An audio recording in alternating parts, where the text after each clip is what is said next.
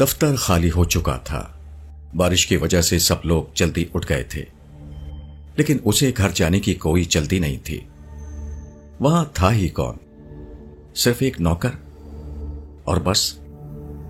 وہ سست رفتاری سے کار ڈرائیو کرتا رہا، پھر ایک چوراہے سے مڑا تو ایک سفید ہاتھ اس کے سامنے لہرا گیا۔ اس نے حسب عادت اس طرف نگاہ بھی نہیں کی۔ ایسے موقعوں کو وہ نظر انداز کر دیتا تھا۔ امن پسند انسان تھا، اس لیے الجھنوں سے بچنے کی کوشش کرتا تھا۔ بارہا لڑکیوں نے اس سے لفٹ مانگی تھی، لیکن اس نے ہمیشہ انہیں نظر انداز کر دیا تھا۔ اس لیے نہیں کہ وہ مغرور تھا، بلکہ الگ تھلگ رہنے کا خیال اسے ان باتوں سے روکتا تھا۔ اخبارات کی خبریں بھی اسے اس نیکی سے باز رکھتی تھیں۔ بسا اوقات ایسی کوئی نیکی مصیبت بھی بن جاتی تھی۔ ایسے وقت بھی اس نے سفید ہاتھ پر توجہ نہیں دی تھی، لیکن اتفاق سے عقب نما آئینے پر نگاہ جا پڑی۔ لفٹ مانگنے والی آئینے کی سطح میں تھی۔ وہ بڑی مایوسی سے کار کو دیکھ رہی تھی۔ سفید لباس میں ملبوس اس کا چہرہ تو نظر نہیں آیا، لیکن ہر انداز سے بے بسی عیا تھی۔ نہ جانے کیوں اس کا پاؤں بریک پر جا پڑا۔ کار سست ہوتے ہوئے بھی کافی دور نکل آئی تھی، لیکن پھر اس نے کلچ پر پاؤں رکھ کر اسے روک ہی لیا۔ ایک لمحے کے لیے ذہن میں کشمکش ہوئی، پھر اس نے کار ریورس گیئر میں ڈال دی اور کلچ چھوڑنے لگا۔ بے بس چہرہ کھل اٹھا تھا۔ وہ خود بھی آگے بڑھنے لگی۔ سفید رنگ کی ایک ہی فائل سینے سے لگی تھی۔ چند ساتھ بعد وہ قریب پہنچ گئی۔ بیٹھ جاؤں؟ اس نے عجیب سے لہجے میں پوچھا۔ بیٹھو، مگر کہاں جاؤ گی؟ اس نے کہا، اور لڑکی جلدی سے اب بھی دروازہ کھول کر اندر بیٹھ گئی۔ معاف کیجیے گا، کپڑے بھیگے ہوئے ہیں، آپ کی سیٹ بھیگ جائے گی۔ کہاں جاؤ گی؟ اس نے کار آگے بڑھاتے ہوئے دوبارہ پوچھا۔ یہ سڑک شاد باغ جاتی ہے، اس سے پہلے کوئی آبادی نہیں ہے، اس لیے آپ یا تو شاد باغ جائیں گے یا اس سے آگے۔ مجھے شاد باغ چھوڑ دیں۔ اس نے آہستہ سے کہا اور نگاہیں سامنے جما دی۔ آپ نے مجھے دیکھا نہیں تھا یا آگے جا کے رحم آ گیا؟ اس نے پوچھا۔ لہجے میں شوخی اور بے باکی نمایاں تھی۔ بے دھیانی میں تھا، اس نے آہستہ سے کہا۔ بڑا ظلم کرتے اگر آپ نکل جاتے۔ 1 گھنٹے سے پہلے کوئی بس نہ آتی، اور اس وقت تک بارش نہ جانے کیا قیامت ٹھاتی۔ کم وقت اس روٹ پر صرف 3 بسیں ہیں جو اپنی مرضی سے آتی جاتی ہیں۔ ذرا سی دیر ہو گئی بارش کی وجہ سے، اور بس نکل گئی۔ سوچ رہی تھی کہ واپس کالج کی عمارت میں چلی جاؤں، لیکن گھر والے پریشان ہوتے، اس لیے ہمت کر لی۔ پڑھتی ہو؟ اس نے پوچھا۔ جی ہاں، 2nd ایئر کی طالبہ ہوں۔ وہ باتیں کرنے کی شوقین معلوم ہوتی تھی۔ لیکن بی بی، اس طرح لیفٹ مانگنا نقصان دہ بھی ثابت ہو سکتا ہے۔ میں بہت بہادر ہوں، جوڈو جانتی ہوں، اس نے معصومیت سے کہا، اور اس کے ہونٹوں پر مسکراہٹ پھیل گئی۔ لڑکی کا سراپا وہ دیکھ چکا تھا۔ دبلی پتلی نازک اندام سی، عمر 16-17 برس سے زیادہ نہیں ہوگی۔ خوب، وہ آہستہ سے بولا۔ غلط نہیں کہہ رہی، روزانہ کسی سے لفٹ تھوڑی مانگتی ہوں، آج بارش کی وجہ سے پریشان ہو گئی تھی۔ ہاں، آئندہ خیال رکھنا، ممکن ہے دوسرا بھی جوڈو ماسٹر ہو۔ اللہ مالک ہے، اب روز بارش تھوڑی ہوتی ہے، اس نے اطمینان سے کہا، اور پھر بولی۔ شاد باغ آ گیا، بس اگلے چوراہے پر روک دیں۔ گھر کتنی دور ہے؟ چوراہے سے زیادہ دور نہیں ہے، اور پھر یہ تو اپنا علاقہ ہے، اس نے مردانہ وار کہا۔ ضرورت محسوس کرو تو گھر چھوڑ دوں؟ ارے باپ رے باپ، ماموں بنوٹ ماسٹر ہیں، ان کے آگے جوڈو بھی نہیں چلتے، اس نے شرارت آمیز انداز میں آنکھیں مٹکا کر کہا۔ اچھا، وہ بولا، بس پلیز اس جگہ۔ لڑکی نے اس کی بات کا جواب نہیں دیا، اور اس نے کار کی رفتار سست کر کے اسے روک دیا۔ احسان مند ہوں، خدا حافظ، وہ دروازہ کھول کر نیچے اترتے ہوئے بولی، اور پھر اس کے جواب کا انتظار کیے بغیر آگے بڑھ گئی۔ ایک لمحے کے لیے اس کا دل چاہا کہ رک کر لڑکی کو جاتے ہوئے دیکھے، اس کی چال بڑی خوبصورت تھی، لیکن پھر اسے مناسب محسوس نہیں ہوا۔ غیر شریفانہ حرکت تھی، چنانچہ وہ جلدی سے آگے بڑھ گیا، لیکن آج گھر پہنچ کر بھی اسے عجیب محسوس ہوا تھا۔ لڑکی کی صورت کئی بار اس کے تصور میں ابھری، معصوم، شوق سی۔ جوڈو جانتی ہوں، روز بارش تھوڑی ہوتی ہے۔ کئی جملے اس کے کانوں سے ٹکرائے اور اس کے دل سے کچھ نئی آوازیں ہم آہنگ ہوئیں۔ کیا ان الفاظ میں، اس سوچ میں بچپن نہیں تھا؟ بچپن اور میں خود۔ اس کے تصور میں اپنا چہرہ ابھرا، جسے وہ ہر روز آئینے کے سامنے بال سنوارتے ہوئے دیکھتا تھا۔ کیا میں اس کی کم سنی سے ہم آہنگ ہو سکتا ہوں؟ وہ مسحری سے اتر گیا۔ اس سے قبل چہرے پر ایسی گہری نگاہ کبھی نہیں ڈالی تھی، لیکن آج اس نے بہت غور سے خود کو دیکھا۔ پکا چہرہ کسی طور پر دلکشی کا حامل نہیں تھا۔ وہ آئینے کے سامنے سے تھوڑا سا ہٹ گیا۔ اپنے قریب اس نے لڑکی کو کھڑا کیا اور اپنا موازنہ اس سے کرنے لگا۔ اسے خود ہی شرم آ گئی۔ اس کا کوئی جوڑ نہیں ہے۔ مجھے اس کے بارے میں اس انداز سے نہیں سوچنا چاہیے۔ میں اس کے قابل نہیں ہوں، لیکن دنیا میں صرف وہی تو نہیں ہے۔ میں غیر شادی شدہ ہوں۔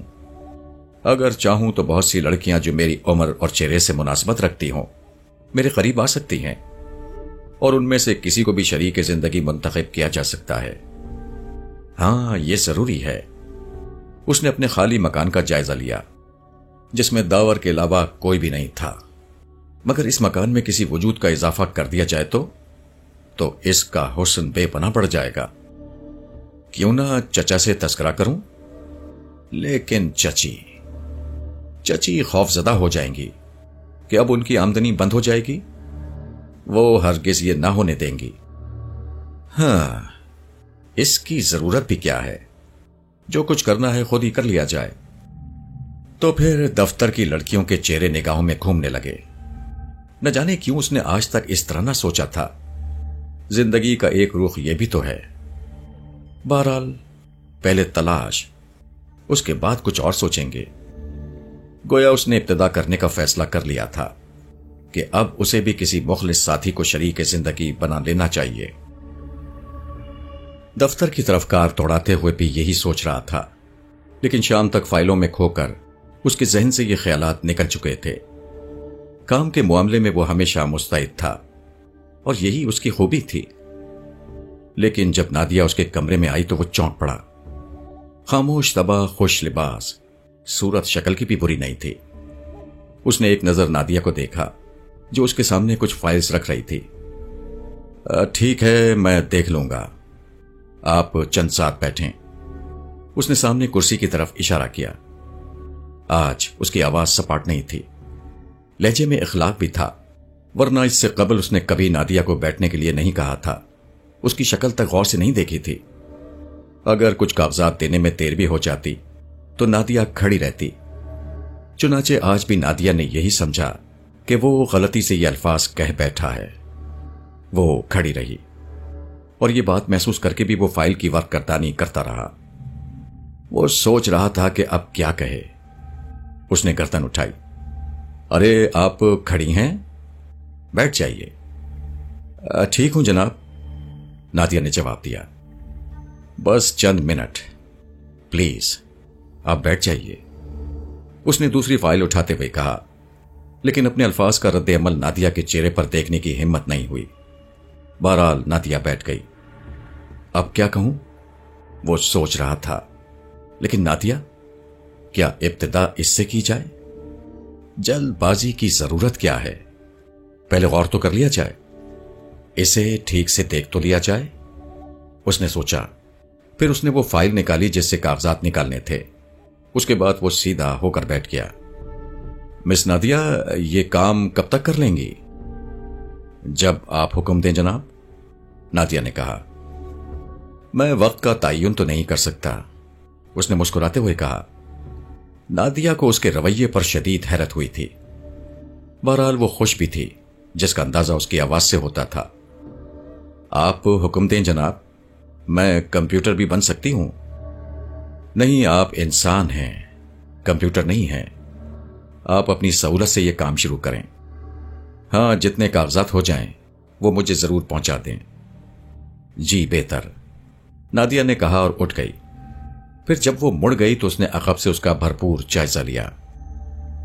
नादिया की कमर बहुत चौड़ी थी और चाल भी गैर दिलकश थी। इसके अलावा वो एक क्लर्क थी, 10,000 तनख्वाह पाने वाली। कैंसिल कैंसिल, उसने अपने आप से कहा और नादिया को जहन से निकाल फेंका।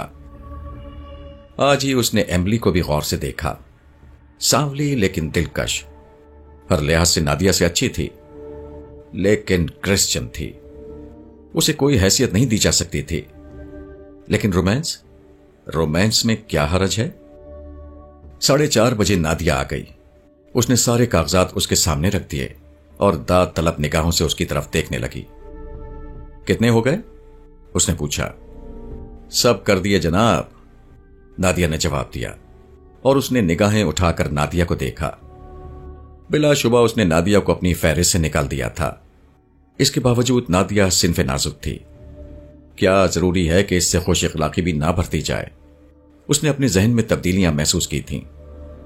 बहुत शुक्रिया मिस नादिया, काफी काम समेट लिया आपने, वो नर्म लहजे में बोला। और कोई हुक्म सर? नादिया ने पूछा। नहीं, बाकी कल, उसने जवाब दिया और नादिया इजाजत लेकर बाहर चली गई। उसने कागजात समेटकर फाइल बंद कर दी, फिर वॉशरूम में जाकर चेहरा दुरुस्त किया और बाल वगैरह संवार कर बाहर आ गया। कार स्टार्ट की और चल पड़ा। आज मौसम साफ था। सोच रफ्तारी से ड्राइविंग करते हुए उसने सोचा कि जिंदगी वाकई घर और दफ्तर तक महदूद नहीं रहनी चाहिए, और फिर एक अच्छे मुस्तकबिल के लिए दौड़ धूप भी तो जरूरी है। उसके जो दोस्त हैं वो भी फैमिली वाले हैं, किसी से घुले मिले तो दूसरे रास्ते भी निकलेंगे। हाँ, मामूलात में थोड़ी सी तब्दीली जरूरी है, और वो इस तब्दीली के तरीके पर गौर करने लगा। लेकिन उसी वक्त उसकी निगाहें उस सफेद लिबास पर पड़ी। वही कल वाली लड़की, जूडो एक्सपर्ट। हालांकि वो उसे अपने जहन से निकाल चुका था। उसने सोच का अंदाज बदल दिया था, लेकिन न जाने क्यों उसका पांव ब्रेक पर जा पड़ा। उसने कार की खिड़की से गर्दन निकालकर लड़की को इशारा किया और लड़की उसे देखने लगी। वो आगे नहीं बढ़ी थी। तब उसने कार पीछे की और उसके करीब पहुंच गया। मौसम ठीक है, मैं इंतजार कर लूंगी, वो मुस्कुराते हुए बोली। क्या नाराज हो गई हो? क्या कोई गुस्ताखी हो गई है मुझसे? वो साफ दिली से मुस्कुराते हुए बोला। ये बात नहीं है, मैं चली जाऊंगी। ठीक है, अगर तुम्हें एतराज है, उसने कहा। सुनिए, वो मुस्कुराकर बोली और वो रुक गया। बैठ जाऊं? लड़की ने शरारत से पूछा और उसने कार का पिछला दरवाजा खोल दिया। एक बात कहूं, आप यकीन कर लेंगे? वो कार में बैठते हुए बोली। जी बिल्कुल कर लूंगा। आज भी इत्तेफाक से बस निकल गई, मगर मैं आपका इंतजार नहीं कर रही थी। क्या तुम्हारे ख्याल में मैंने इस अंदाज में सोचा होगा? ये नहीं कह सकती, लेकिन गुंजाइश तो है। तब फिर तुम ये भी सोच सकती हो कि मैं भी तुम्हारी तलाश में इसी वक्त इधर से गुजरूंगा। हैं? लड़की चंद सांस सोचती रही, फिर हंस पड़ी। अरे हां, ये चांस भी तो है, वो खिलखिलाकर हंस पड़ी। बल्कि तुम्हारे बारे में तो यह भी सोचा जा सकता है कि तुम्हें मेरे आने का कोई इल्म नहीं होगा। जाहिर है तुम्हें यह नहीं मालूम होगा कि कल मैं इत्तफाकन यहां से गुजरा था, या ये मेरा मामूल है, जबकि मैं तुम्हारे बारे में जान चुका हूं कि तुम कॉलेज में पढ़ती हो और यही वक्त तुम्हारी छुट्टी का है। अरे वाह, आपने तो मेरी पोजीशन बिल्कुल साफ कर दी। जी हां, ताकि आप फजूल बातें ना सोचें, उसने कहा। और लड़की चंद साथ खामोश रही, फिर मुस्कुराकर बोली। हम दोनों एक दूसरे के बारे में गलत नहीं सोचेंगे, लेकिन क्या आप वाकई शादबाग से कहीं आगे रहते हैं? हां, कैंट एरिया में। ओह, तब तो आप हमारे जरा दूर के पड़ोसी ही हैं। मेरी एक फुप्पो भी कैंट एरिया में रहती हैं, 2-3 बार उनके यहां जा चुकी हूं। अच्छा, क्या नाम है तुम्हारा? नबीला, लड़की ने जवाब दिया। اور آپ کا؟ وہ فوراً بولی۔ جمال شاہ، اس نے جواب دیا۔ کینٹ ایریا میں کس طرف رہتے ہیں؟ کوٹھی نمبر 28۔ ارے، کوٹھی نمبر 25 میں تو میری پھپھی رہتی ہیں۔ کیا آپ عبد الرحمان کو جانتے ہیں جو ماسٹر ربر کمپنی کے ملازم ہیں؟ نہیں، وہاں میری کسی سے جان پہچان نہیں۔ اونچی سوسائٹی میں یہی ایک بری بات ہے، لوگ ایک دوسرے سے ناواقفیت کو اپنی شان سمجھتے ہیں، جبکہ ہمارے شاد باغ کے کسی مکان کے سامنے کھڑے ہو کر آپ کسی کا پتہ پوچھ لیں، آپ کو آپ کی مطلوبہ جگہ پر ہی پہنچا دیا جائے گا۔ ہاں، یہ تو حقیقت ہے، جمال شاہ نے اعتراف کیا۔ اچھا، بس پلیز یہیں اتار دیں، نبیلہ نے شاد باغ کے چوراہے پر پہنچ کر کہا، اور اس نے بھی کار روک دی۔ نبیلہ؟ وہ آہستہ سے بولا۔ جی؟ دیکھو، اگر کوئی بری بات تمہارے ذہن میں نہ آئے تو میں ایک پیشکش کرنا چاہتا ہوں، اور وہ یہ کہ دفتر سے میری چھٹی اسی وقت ہوتی ہے، تم میرا انتظار کر لیا کرو، تمہیں یہاں ڈراپ کرنے میں مجھے کوئی تکلیف نہیں ہوگی۔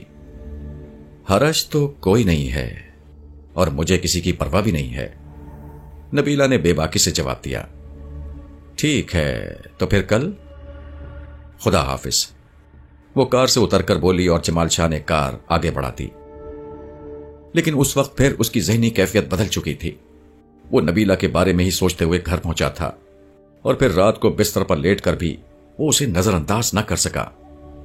اسے اس کی بے باکی پسند آئی تھی، لیکن دوسری صبح آئینے میں خود کو سنوارتے ہوئے اس نے ایک بار پھر اپنا فیصلہ بدل ڈالا۔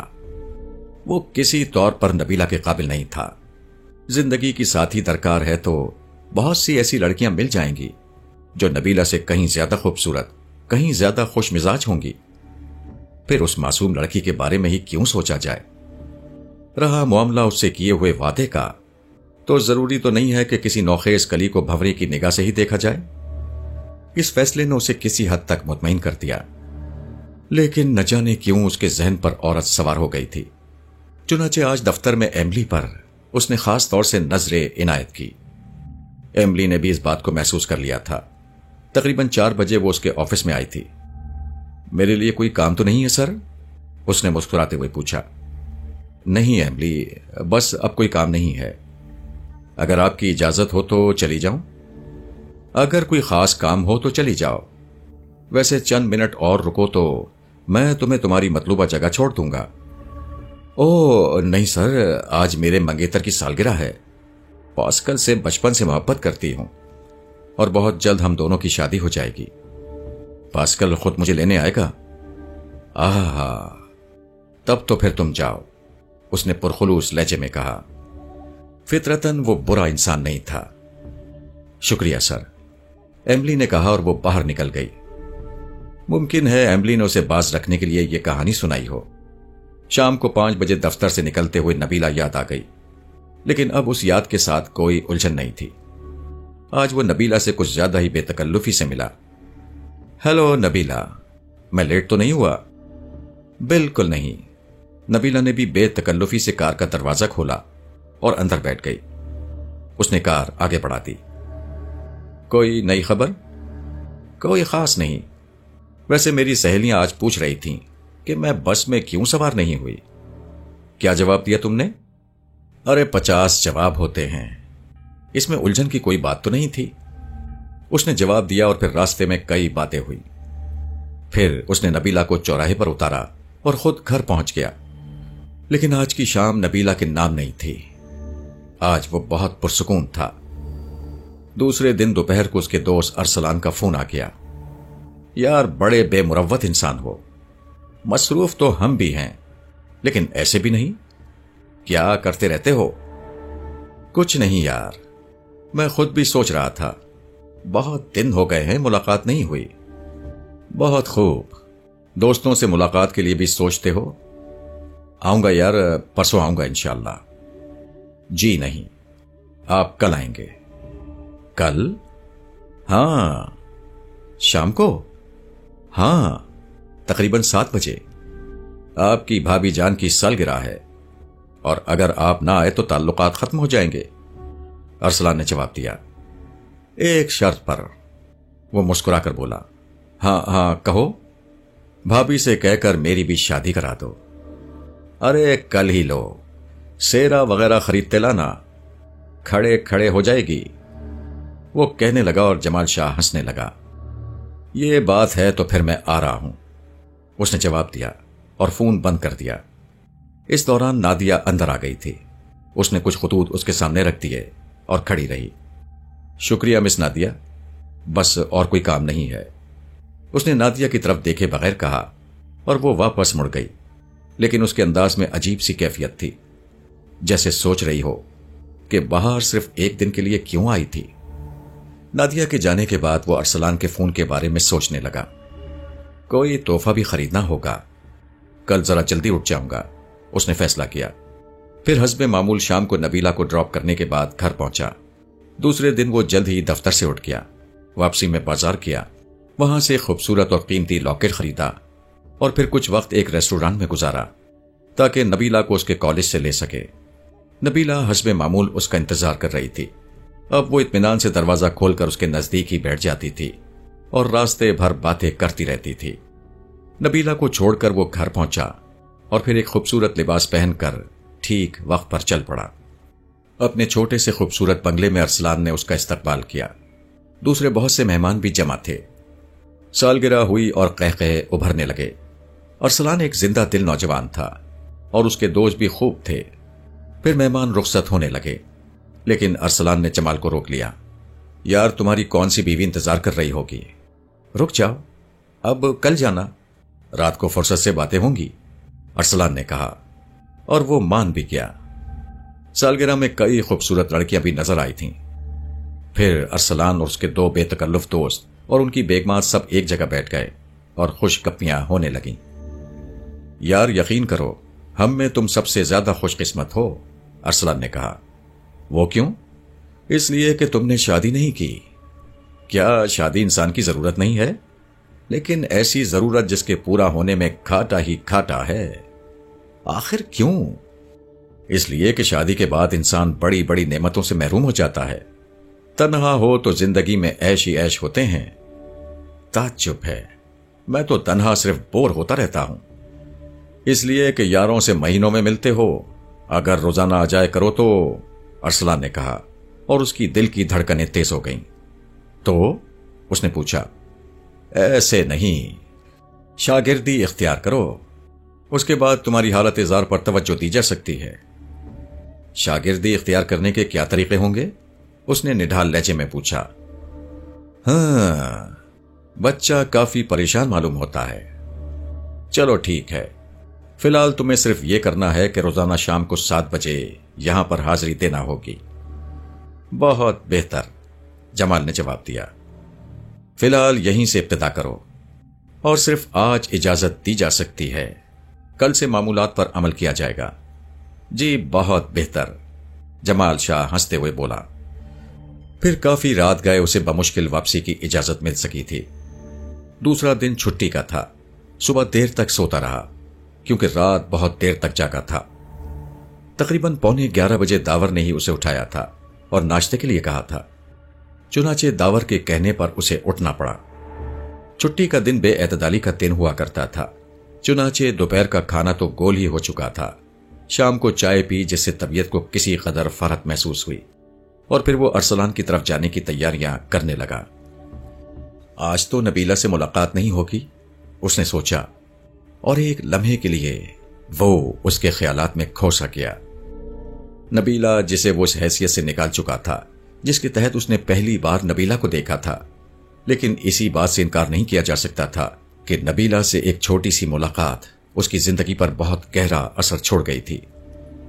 نبیلہ کی خوبصورت باتوں سے متاثر ہو کر ہی اس نے عورت کے بارے میں سوچا تھا، اور یہ بھی اس کی اپنی سوچ تھی کہ نبیلہ چونکہ چھوٹی عمر کی ہے اس لیے اس کی طرف اس قسم کی نگاہ ڈالنا مناسب نہیں ہے، خاص طور سے اس جیسے شخص کے لیے۔ حالانکہ نبیلہ کے انداز سے یہ پتہ چلتا تھا کہ وہ جمال شاہ سے کافی متاثر ہے۔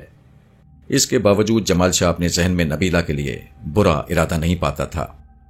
وہ سوچتا تھا کہ اگر یہ معصوم لڑکی بہک بھی گئی تو اسے سنبھالنے کی کوشش کرے گا۔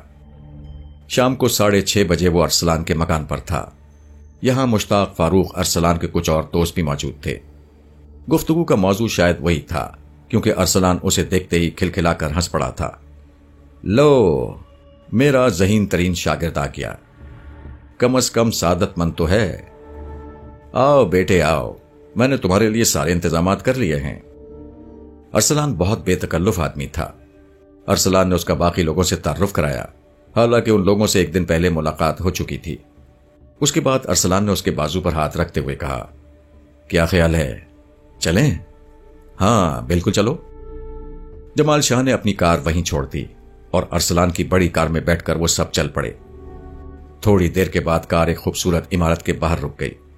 عمارت کے قریب پہنچ کر وہ سب اتر گئے، پھر ایک عمدہ ٹائلز کی روش سے گزر کر اندر عمارت کے دروازے تک پہنچ گئے، جہاں باوردی چوکیدار کھڑا ہوا تھا۔ اس نے شیشے کا ایک بڑا دروازہ کھول دیا اور وہ سب اندر داخل ہو گئے۔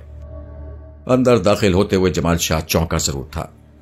جمال شاہ کو اس ماحول سے واسطہ تو نہیں پڑا تھا، لیکن بہرحال وہ اجنبی بھی نہیں تھا، دنیا دیکھے ہوئے تھا اور یہ جانتا تھا کہ یہ بار ہے۔ ایک لمحے کے لیے اس کے ذہن میں ہلکی سی الجھن پیدا ہوئی، لیکن پھر اس نے سوچا کہ یہ لوگ جس انداز سے زندگی سے لطف اندوز ہوتے ہیں تو میں کیوں ان سے پیچھے رہوں؟ نہ جانے کیوں یہ باغیانہ خیالات اس کے ذہن میں پیدا ہو گئے تھے۔ ان لوگوں نے ایک میز سنبھال لی تھی۔ پی ہے کبھی؟ ارسلان نے پوچھا۔ نہیں تو کبھی نہیں۔ پارسا بن رہے ہو؟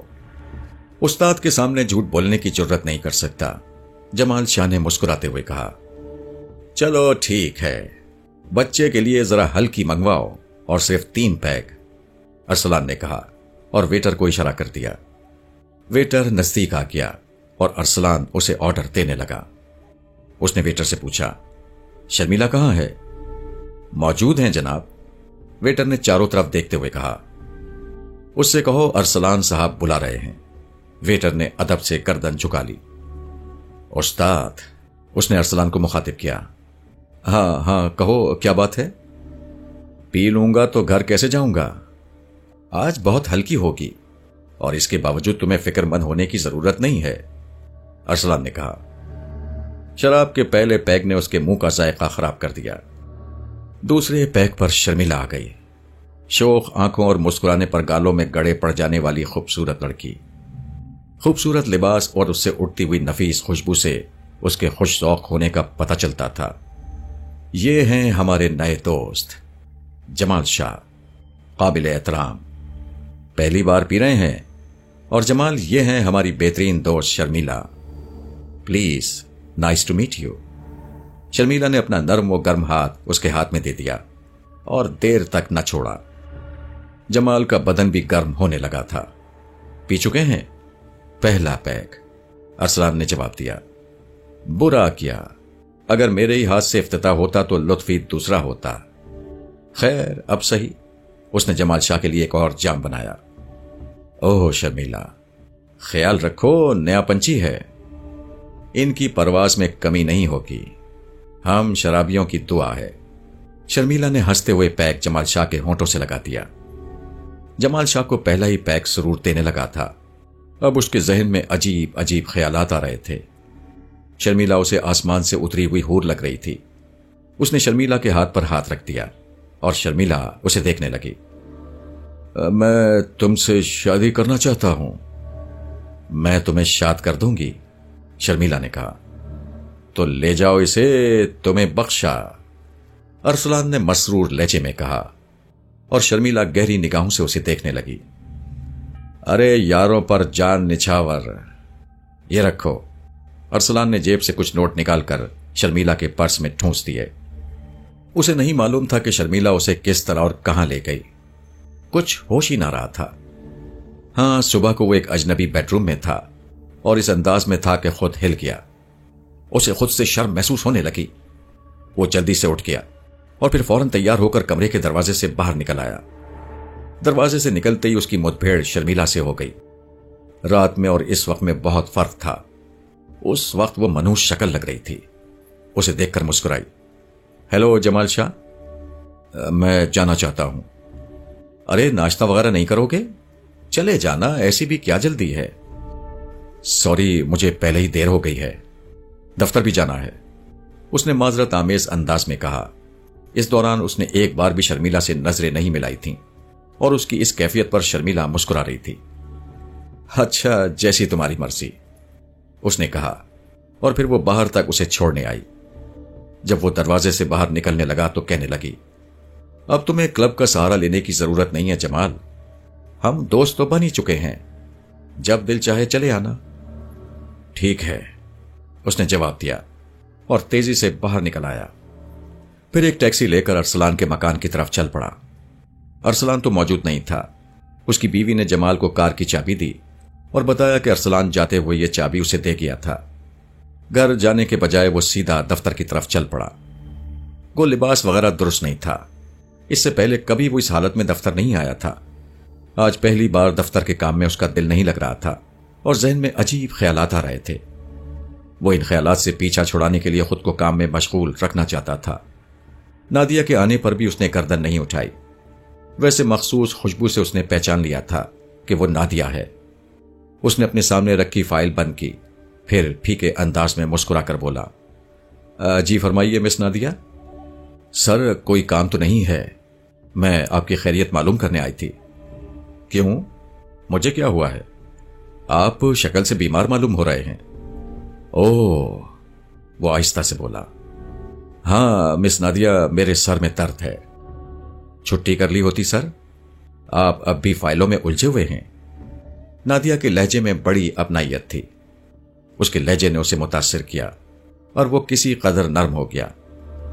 چھٹی کر کے کیا کرتا مس نادیہ، تنہا انسان ہوں، گھر پر بھی پڑے رہ کر کیا کرتا۔ نادیہ نہ جانے کیوں خاموش ہو گئی۔ چند ساتھ کی خاموشی کے بعد بولی، آپ کے لیے چائے یا کافی منگواؤں سر؟ آج تو ناشتہ بھی نہیں کیا میں ابھی بھجواتی ہوں۔ نادیہ جلدی سے باہر کی طرف چلی گئی۔ اس کے باہر نکل جانے کے بعد بھی وہ دروازے کو گھورتا رہا۔ اسے رات کے واقعات کا بڑا رنج تھا۔ دوپہر کو مس ایملی تشریف لائیں، کسی کام سے ہی آئی تھیں۔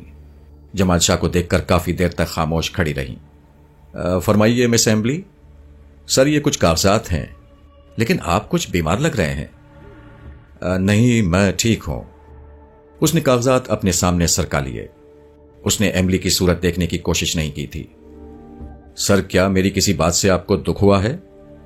مس ایملی، برائے کرم آپ پہلیاں نہ بجھوائیں۔ کیا کہنا چاہتی ہیں؟ صاف صاف کہیں، اس نے خشک اور کھردرے لہجے میں کہا۔ دراصل سر، میں محسوس کر رہی ہوں کہ ممکن ہے میری وجہ سے آپ کسی الجھن کا شکار ہیں۔ اوہ، جمال شاہ نے گہری سانس لی۔ ایملی کی بات اب اس کی سمجھ میں آئی تھی، لیکن اس بات سے وہ چراغ پا نہیں ہوا، بلکہ اس کے ہونٹوں پر ایک طنزیہ سی مسکراہٹ پھیل گئی۔ مس ایملی، تشریف رکھیے اور فرمائیے کہ آپ میرے بارے میں کیا سوچ رہی ہیں؟ اس کے انداز سے ایملی گھبرا گئی۔ پھر وہ قدرے بدحواس لہجے میں بولی، میرا کوئی غلط مطلب نہیں ہے سر، آئی ایم سوری، اور پھر تیزی سے باہر نکل گئی۔ بے وقوف، غالباً سوچ رہی ہے کہ اس کے عشق میں ناکام ہو کر میری یہ حالت ہوئی ہے۔ شام تک وقت ایسی ہی فضول باتوں میں گزرا۔ کام بھی پوری دل جمی سے نہیں ہوا تھا۔ 5 بجنے والے تھے۔ چنانچہ وہ باہر نکل آیا اور کار سٹارٹ کر کے آگے بڑھا تو اچانک ہی نبیلہ کا خیال آ گیا۔ وہ چونک پڑا تھا۔ نبیلہ اب تک اس کے ذہن سے محف رہی تھی۔ اس کا سراپا جمال شاہ کی نگاہوں میں گھوم گیا۔ کار اس چوراہے تک پہنچ گئی تھی جہاں اسے نبیلہ نظر آتی تھی۔ چند ساتھ کے بعد اس نے دور سے سفید لباس کو دیکھ لیا۔ وہ اس کا انتظار کر رہی تھی۔ اچانک نبیلہ کو دیکھ کر اسے بے حد خوشی ہوئی تھی۔ کار آہستہ آہستہ نبیلہ تک پہنچ کر رک گئی۔ نبیلہ نے مسکراتے ہوئے اسے سلام کیا اور پھر وہ دروازہ کھول کر بیٹھ گئی۔ دوسرے ہی لمحے وہ بھی اسے دیکھ کر چونک پڑی۔ جمال صاحب، خیریت؟ اس نے عجیب سے لہجے میں کہا۔ ہاں ہاں، بالکل خیریت ہے۔ نہیں، کوئی خاص بات ضرور ہے۔ آپ کچھ پریشان سے، کچھ بیمار سے نظر آ رہے ہیں۔ اب اس میں میرا کیا قصور ہے مس نبیلہ؟ دراصل میں نے شیو نہیں بنایا، رات کو نیند پوری نہیں ہو سکی، یہی وجہ ہے کہ یہ حلیہ ہو گیا ہے۔ جمال شاہ نے مسکراتے ہوئے جواب دیا۔ اوہ، اچھا، تو یہ بات ہے۔ نبیلہ مطمئن ہو گئی۔ پھر کہنے لگی، کل تو میں آپ کی طرف گئی تھی۔ میری طرف؟ وہ حیرت سے چونک پڑا۔ جی ہاں، کل ممانی جان پھپھو کے ہاں گئی تھیں، میں بھی ان کے ساتھ ہی تھی۔ ممانی جان سے میں نے کہا کہ یہاں میری ایک سہیلی رہتی ہے۔ وہ کھل کھلا کر ہنس پڑی، پھر کہنے لگی، آپ ناراض تو نہیں ہوئے؟ نہیں، جمال شاہ نے مسکراتے ہوئے کہا۔ پھر کیا ہوا؟ بس ہوتا کیا، آپ کے ہاں پہنچی تو ایک شخص باہر نکلا، کہنے لگا صاحب نہیں ہے۔ مجھے بڑا افسوس ہے مس نبیلہ، آپ وہاں گئیں اور مجھ سے ملاقات بھی نہ ہو سکی۔ اس میں افسوس کی کیا بات ہے جمال صاحب، کل نہ صحیح پھر صحیح، نبیلہ نے مسکراتے ہوئے کہا۔ ہاں ہاں ضرور تشریف لائیے، مجھے بڑی خوشی ہوگی، جمال شاہ نے خلوص سے کہا۔ بس اب اس لڑکی کے بارے میں کوئی برا خیال ابھرتا ہی نہیں تھا، نہ جانے کیوں جمال شاہ کو اس سے عقیدت سی ہو گئی تھی۔ نبیلہ کی باتوں سے بھی اس قسم کا اظہار نہیں ہوتا تھا کہ وہ جمال سے ایک مرد ہونے کی حیثیت سے متاثر ہوئی ہے۔ اب آپ گھر جا کر اپنا حلیہ درست کر لیجیے گا، مجھے بالکل اچھے نہیں لگ رہے۔ جی بہت بہتر، اس نے بھی مسخرے پن سے جواب دیا۔ حسب معمول چوراہے کے قریب نبیلہ اتر گئی اور وہ آگے بڑھ گیا۔ جمال شاہ اپنے خیالوں میں گم گھر پہنچ گیا۔ چائے پینے کے دوران میں اس کے ذہن میں پھر وہی خیالات آ گئے۔ تب اس نے سوچا، ارسلان گری ہوئی حیثیت کا مالک نہیں ہے، سوسائٹی میں ایک مقام ہے، کیا شرمیلا کے ساتھ وہ نہیں گیا ہوگا؟ کیا اس کا دوست؟ سبھی تو پیتے ہیں، سبھی تو زندگی سے لطف اندوز ہوتے ہیں، میں کیوں شرم سے کٹا جا رہا ہوں؟ یہ تو زندگی کی حقیقتیں ہیں، اعلیٰ سوسائٹی کا حصہ ہے۔ اور اس نے محسوس کیا کہ ان خیالات نے اس کے ذہن کے بوجھ میں کمی کر دی تھی۔ رات کو بھی سکون سے سویا اور دوسری صبح وہ حشاش بشاش تھا۔ شیو بنا کر غسل کیا۔ آج دفتر میں کوئی خاص احساس ذہن میں بیدار نہیں ہوا۔ نادیہ اور ایملی دونوں ہی سے ملاقات ہوئی تھی، لیکن اس نے کوئی توجہ نہیں دی۔ ہاں دوپہر کو ارسلان کا فون آیا اور اس نے ریسیور اٹھا لیا۔ مسٹر جمال شاہ، خادم ارسلان ہے۔ او ارسلان، خیریت؟ یہاں خیریت ہے، تم سناؤ، تمہاری دعا ہے۔ صرف دعا یا دوا بھی کارآمد ہوئی ہے؟ دونوں۔ بہت خوب، آج کس وقت آ رہے ہو؟ آج؟ ہاں، وعدہ بھول گئے؟ نہیں ارسلان، دوسرے دن پریشانی ہوتی ہے۔ کیسی پریشانی؟ یار دفتر جانے کی، کیوں نہ چھٹی کا دن رکھا جائے؟ جمال شاہ، ارسلان نے ڈانٹ کر کہا، زبان کھولتے ہو استادوں کے سامنے؟ او معاف کیجیے گا استاد، لیکن اس کا حل بھی سوچ لیا جائے گا، ویسے بھی آج کلب کا پروگرام نہیں ہے۔ پھر ٹھیک 7 بجے تم میرے محل پر پہنچ جاؤ۔ اچھا ٹھیک ہے، تعمیل کی جائے گی، اس نے کہا اور ارسلان نے بائے کہہ کر فون بند کر دیا۔ ریسیور رکھ کر وہ مسکرانے لگا۔ سارے کام حسب معمول رہے۔ نبیلہ کو اس کی جگہ چھوڑا اور 7 بجے سے پہلے ہی تیار ہو کر باہر نکل آیا۔ ارسلان کے ساتھ اس کے دوسرے دوست بھی تھے۔ جمال شاہ کا استقبال بہت پرتپاک انداز میں کیا گیا۔ وہ سب تیار تھے۔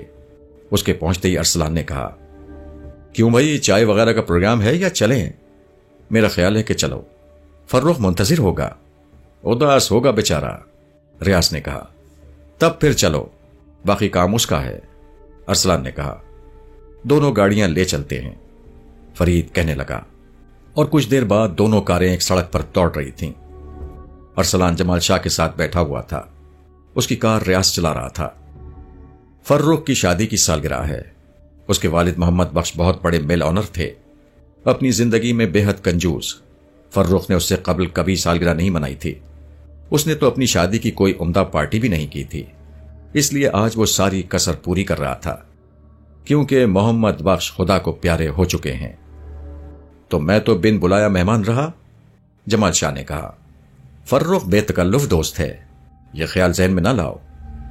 وہ سب فرخ کی خوبصورت کوٹھی میں داخل ہو گئے۔ فرخ بلا شبہ انتہائی خوش مزاج نوجوان تھا، اس کی بیوی بھی اس سے کم نہیں تھی۔ وہ سارے لوازمات یہاں موجود تھے جو ایسی جدید ترین پارٹیوں میں ہوتے ہیں، رقص و سرور، شراب و کباب، قہقہے، ہنگامے۔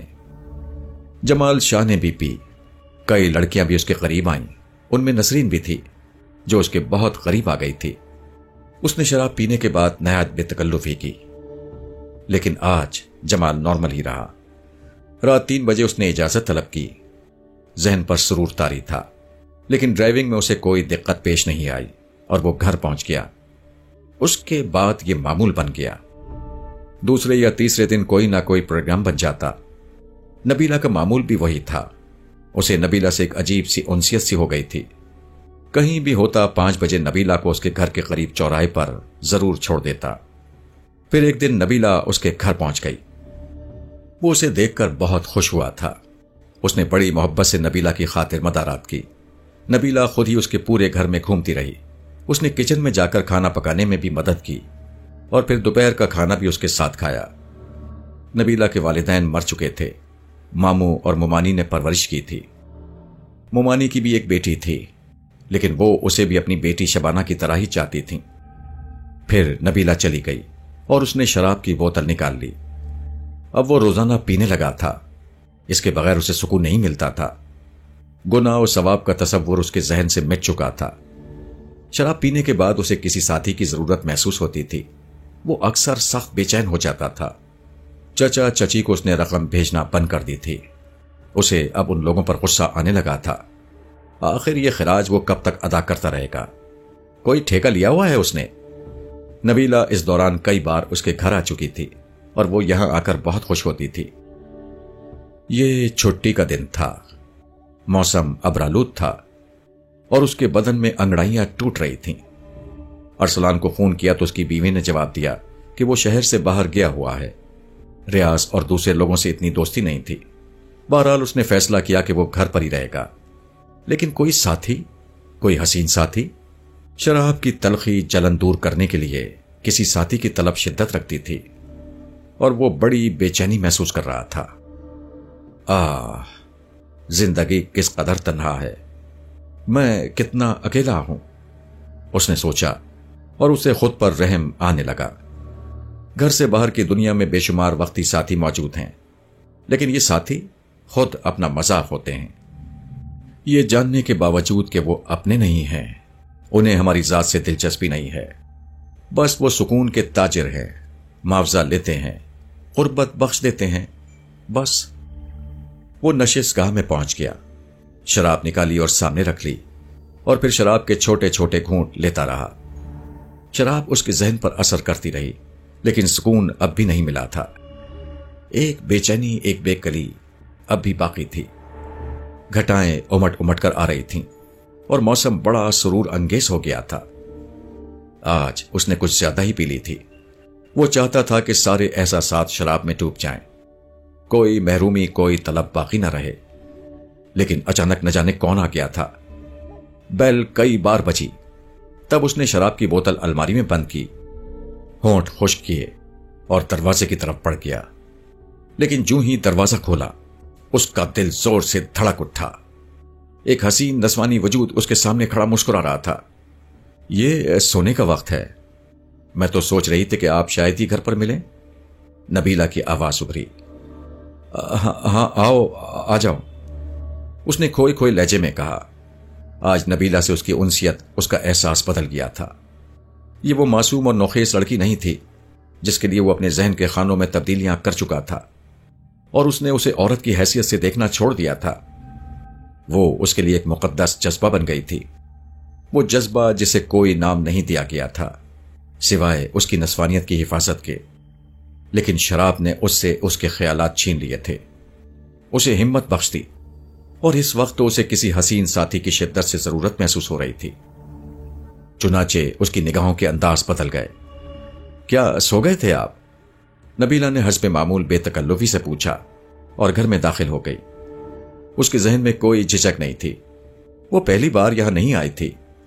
اول تو وہ فطرتاً بے باک تھی، دوسرے یہ کہ وہ کئی بار جمال شاہ کے گھر آ چکی تھی، اس کے ساتھ کار میں سفر بھی کر چکی تھی۔ ایک دفعہ بھی اس نے جمال شاہ کے انداز میں کوئی خامی نہیں پائی تھی، پھر وہ شک کیسے کر سکتی تھی؟ نہیں، سویا تو نہیں تھا، جمال شاہ نے جواب دیا۔ آنکھیں تو یہی بتاتی ہیں۔ ہاں، آنکھوں پر اعتبار مت کیا کرو نبیلہ۔ خوب، بہت خوب، موسم ہی شاعری کا ہے، آپ کا کیا قصور، وہ ہنستے ہوئے بولی، اور وہ خود بھی ہنسنے لگا۔ پھر اسے ڈرائنگ روم میں لے آیا۔ اچھا بیٹھو، اس نے کہا، اور وہ بے تکلفی سے اپنا پرس رکھ کر بیٹھ گئی۔ تو پھر کیا کر رہے تھے جناب؟ अपनी उलझनों से नमर्द आसमां था। उलझनों से? हां, ये अचानक कौन सी उलझनें पेश आ गईं? वो मुस्कुराते हुए बोली। जिंदगी बजाते खुद बड़ी उलझन है नबीला। ओह, ये मौसम इंसान को शायराना ज़ौक़ जरूर बख्श देता है, लेकिन इस शायरी में यास नहीं शामिल होनी चाहिए। क्या वजह है, मुझे बताइए, नबीला ने इस अंदाज में कहा जैसे वो वजह जानने का बहुत बड़ा हक रखती हो। तुम्हारे मामू मुमानी का रवैया तुम्हारे साथ कैसा है? बहुत अच्छा। वो मुझे खुद से अलग नहीं समझते। क्या वो तुम्हारे मुस्तकबिल के बारे में सोचते हैं? क्यों नहीं, उनकी ख्वाहिश है कि मैं एक अच्छी जिंदगी हासिल कर लूं। तब तुम मेरा दर्द नहीं समझ सकती। क्या मतलब? मुझ में और तुम में फर्क है। तुम एक खुश मिजाज लड़की हो, अच्छा घर, अच्छी जिंदगी, अच्छे साथी रखती हो। इसके बरक्स मैं तुम्हें बता चुका हूं कि मेरा माजी ज्यादा खुशगवार नहीं है, और हाल भी। तन्हाई की जिंदगी मेरे लिए मौत है। इस खुशगवार मौसम में भी तन्हाइयों में गिरफ्तार हूं। उसने टूटे हुए लहजे में कहा, अरे जमाल साहब, आप शादी क्यों नहीं कर लेते? आप खुद अपने बारे में सोचिए। एक अच्छी शरीक जिंदगी आपकी तन्हाई दूर कर देगी। मैं अपने बारे में कोई फैसला करने के काबिल नहीं रहा। मुझे किसी ऐसे हमदर्द की जरूरत है जो मेरे बारे में सोचे, मेरे लिए कुछ करे। और यूं लगता है जैसे मेरी जिंदगी में ऐसा कोई हमदर्द ना हो। ऐसी बात तो नहीं है जमाल साहब। क्या आप मुझे भी अपनों में नहीं समझते? नबीला हमदर्दी से कहने लगी। तुम मेरे लिए क्या कर सकती हो? जमाल की आंखों में आग जल उठी। नबीला उस वक्त उसे एक हसीन दोशीजा नजर आ रही थी। शराब की आग उसके रगों पैर में सुलग रही थी। सारे पाकीज़ा ख्यालात चल गए थे। वो उस वक्त सिर्फ एक दोशीजा थी, एक नौजवान दोशीजा। आपके लिए अपने दिल में एक अकीदत रखती हूं, एक ऐसा मकाम, एक ऐसा जज्बा रखती हूं जमाल साहब, जो बहुत बुलंद होता है। शायद मैं आपके लिए सब कुछ कर सकती हूं। सब कुछ? उसने नबीला को जलती हुई निगाहों से देखा। हां, सब कुछ, नबीला ने जवाब दिया, और वो खामोशी से उसे देखता रहा। उसके बदन में सुरूर अंगेज लहरें दौड़ रही थीं। शराब उसके जहन को अपने शिकंजे में कसती जा रही थी। तब वो अपनी जगह से उठा, आगे बढ़ा, और उसने नबीला का बाजू पकड़ लिया। आओ उठो, उसने कहा, और नबीला मुस्कुराते हुए उठ गई। वो उसके साथ ड्राइंग रूम से निकल आया, अपनी ख्वाबगाह में पहुंच गया, और फिर उसने ख्वाबगाह का दरवाजा अंदर से बंद कर लिया। नबीला भौचक्का सी होकर उसे देखने लगी। उसके चेहरे पर अजीब से तासुरात फैल गए। क्या समझी? उसने खून आलूद निगाहों से नबीला को घूरा। मैं कुछ नहीं समझी, वो फंसी फंसी आवाज में बोली। अपना वादा पूरा करो, समझी? तुमने कहा था कि तुम मेरे लिए सब कुछ कर सकती हो। इस मौसम ने मेरे जहन में आग लगा दी है। मैं तुम्हें तलब करता हूं, अपना वादा पूरा करो। जमाल शाह, नबीला के मुंह से चीख सी निकल गई। जमाल साहब, ये आपको क्या हो गया है? मैं किसी अपने की तलाश में सरगर्दा हूं नबीला। देखना चाहता हूं कि कौन मेरे लिए क्या कर सकता है। बोलो, तुम्हारा क्या जवाब है? जमाल साहब, आपको क्या हो गया है? मैं तो आपको अजीम इंसान की हैसियत देती आई हूं। आप तो शराफत में मेरा आइडियल हैं। ये सब खूबसूरत अल्फाज है नबीला। इंसान कुछ जरूरतों का गुलाम है, और ये जरूरतें उसकी मजबूरी हैं। अभी तुम दावा कर रही थी, मैं तुम्हारा इम्तिहान ले रहा हूं। शराब ने जमाल शाह को बहुत दिलेर बना दिया था। जमाल साहब, क्या एक इम्तिहान लेने के लिए आप मुझे, अपनी हमदर्द को कत्ल कर देंगे? जमाल साहब, मुझे दुनिया का ज्यादा तजुर्बा नहीं है, लेकिन औरत उसी वक्त तक खुद पर नाज कर सकती है जब तक वो पाकबाज हो। जब वो बच्ची से जवान होती है, उसके जहन में कोई महबूब भी होता है। और जमाल साहब, मुझे ये अल्फाज नहीं अदा करने चाहिए, क्योंकि मेरे दिल में आपके लिए बड़ा एहतराम है, बल्कि उसी मानिंद आप पर एतमाद है जितना अपने किसी बड़े भाई पर, अपने बाप पर और चचा पर कर सकती हूं। उसी एतमाद के सहारे में बेवकूफी में यहां चली आई थी। और जमाल साहब, यह एतमाद चंद लम्हात में पैदा नहीं हो गया था। एक अरसा लगा है मुझे यह एतमाद पैदा करने में। मुझे आपके सामने ऐसे जुमले नहीं कहने चाहिए, लेकिन आपने मजबूर कर दिया है। ہر لڑکی کے ذہن میں ایک محبوب ہوتا ہے اور وہ اسے اپنا شوہر بنانے کے بعد پورے فخر سے خود کو اس کے حوالے کر کے خوشی محسوس کرتی ہے۔ اگر آپ پر کچھ وحشتیں مسلط ہو گئی ہیں تو سوچیں، غور کریں۔ نبیلہ کے دل میں آپ کے لیے محبت تھی، انسیت تھی، اس لیے وہ یہاں آ جاتی تھی۔ آپ اس معصوم اور بے غرض محبت کا یہ صلہ دینا چاہتے ہیں؟ لیکن یہ دعویٰ خود تم نے کیا ہے نبیلہ کہ تم میرے لیے سب کچھ کر سکتی ہو۔ یہ دعویٰ کرنے کے بعد تمہاری یہ باتیں بے معنی ہیں۔ اگر آپ کی کوئی چھوٹی بہن ہوتی تو وہ اس سے زیادہ دعویٰ کر سکتی تھی، لیکن اس وقت کیا آپ اس سے بھی یہی سب کچھ کہتے؟ میں نہیں جانتا، کیونکہ میری کوئی چھوٹی بہن نہیں ہے۔ مجھے سمجھ لیں، گناہ کے خیال کو ذہن سے نکال دیں۔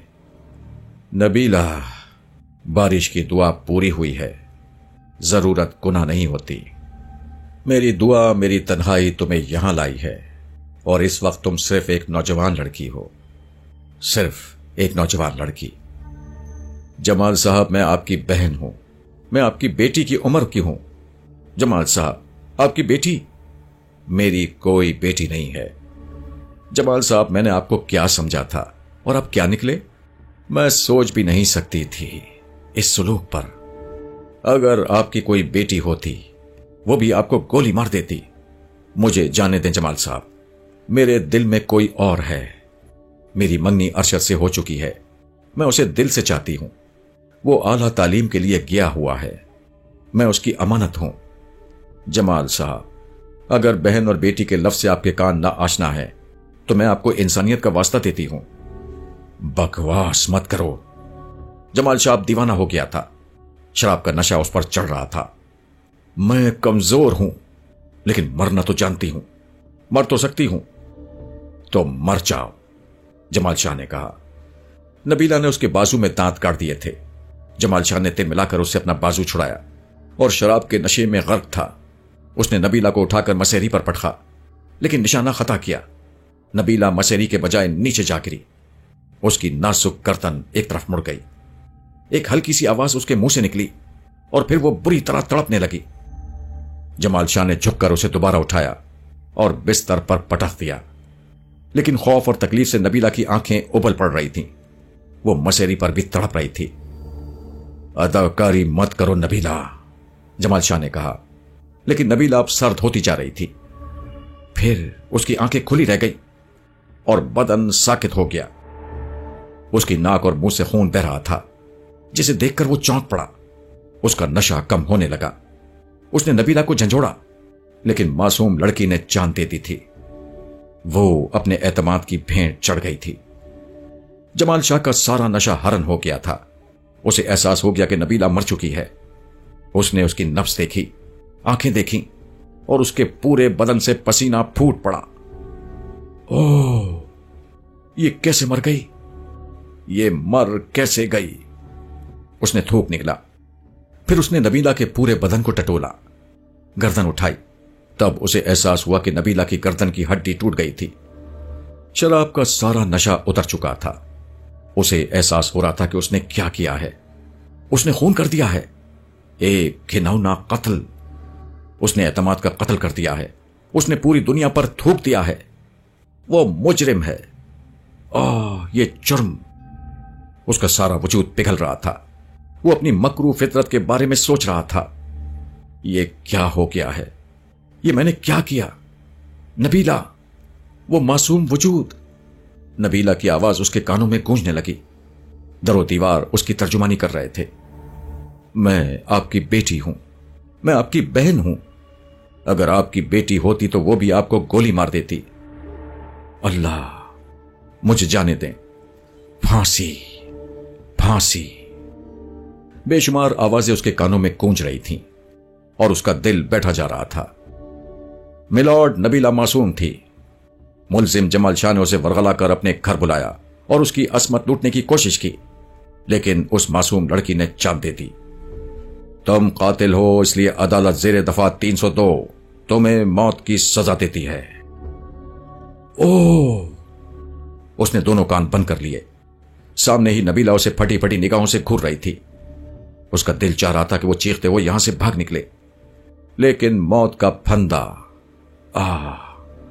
موت کا پھندا اسے اپنے حلق پر تنگ ہوتا محسوس ہو رہا تھا۔ اس کی زبان باہر نکل پڑی تھی۔ اب کیا کروں؟ اب میں کیا کروں؟ اس نے وحشت سے چاروں طرف دیکھا۔ اسے یوں لگ رہا تھا جیسے دیواریں بھی اس پر نفرت کر رہی ہوں، جیسے وہ اسے دھمکی دے رہی ہوں کہ وہ اس کا راز کھول دیں گی۔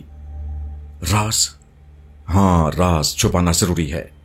دیواروں کی زبان کہاں ہوتی ہے؟ وہ اس کا کیا بگاڑ سکیں گی؟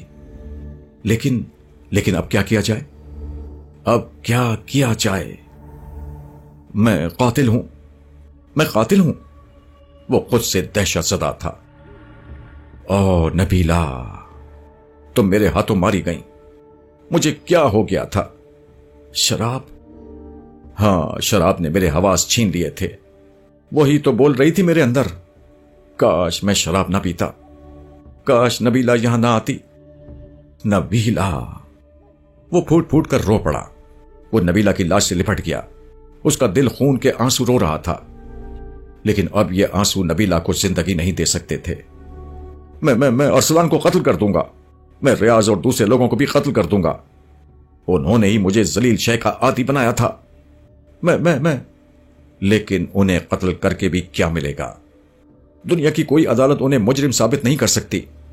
قتل میں نے کیا ہے، پھانسی بھی مجھے ہوگی۔ نہیں، میں مرنا نہیں چاہتا۔ موت اگر خاموشی سے آ جائے تو ٹھیک ہے، لیکن یہ رسوائی کی موت، یہ موت مجھے گوارا نہیں ہے۔ مجھے بھاگ جانا چاہیے، مجھے فوراً یہاں سے بھاگ جانا چاہیے۔ اس کی ذہنی حالت دیوانوں کی سی تھی۔ ضمیر پوری طرح جاگ رہا تھا اور اب ایسے نشتر چلا رہا تھا کہ پورا وجود پھوڑا بن گیا تھا۔ پورا جسم انگارے کی مانند دہک رہا تھا۔ دماغ ابل پڑ رہا تھا۔ وہ کمرے سے باہر نکل آیا، کئی گلاس ٹھنڈا پانی پیا، منہ دھویا، حواس جمع کر کے انتہائی جد و جہد کی اور پھر ایک صوفے پر گر پڑا۔ میرے معبود، میرے معبود، میں سزاوار ہوں، لیکن میں اس رسوائی سے نہیں مرنا چاہتا۔ میں کیا کروں؟ اس کے منہ سے روندی ہوئی آواز نکلی۔ آنکھوں سے مسلسل آنسو بہ رہے تھے۔ پھر اسے داور یاد آ گیا جو چھٹی لے کر گیا تھا۔ کہیں داور واپس نہ آ جائے، اس طرح تو یہ راز کھل جائے گا۔ اسے کیا پڑی ہے کہ وہ یہ راز چھپائے؟ وہ جلدی سے کھڑا ہو گیا۔ اسے یہ لاش چھپا دینی چاہیے۔ کسی کو کیا خبر، رات کی تاریکی میں وہ یہ لاش کہیں پھینک دے گا۔ ہاں، اس طرح یہ راز رہے گا۔ لیکن اس کے ذہن پر ہتھوڑے برس رہے تھے۔ پھر کسی قدر حواس قائم ہوئے۔ کسی کو کیا معلوم کہ وہ یہاں آئی تھی؟ ہاں، اس بارے میں تو کوئی نہیں جانتا۔ پھر کیوں نہ خاموشی سے اس لاش کو ٹھکانے لگا دیا جائے، کسی ندی یا کسی ویرانے میں لاش پھینک دی جائے، کوئی نشان نہ چھوڑا جائے۔ کسی کو کیا پتا چلے گا؟ جو ہونا تھا وہ ہو گیا تھا۔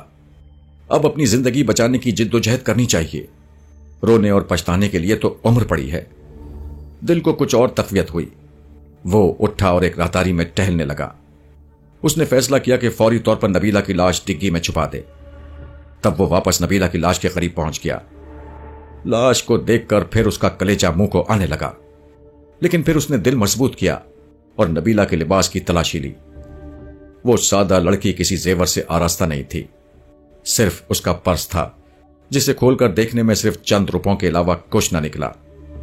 وہ باہر نکل آیا، کار کو دروازے کے بالکل قریب لے آیا، اس کی ڈگی کا لاک کھول دیا اور پھر اندر جا کر نبیلہ کی لاش کو اٹھا لایا۔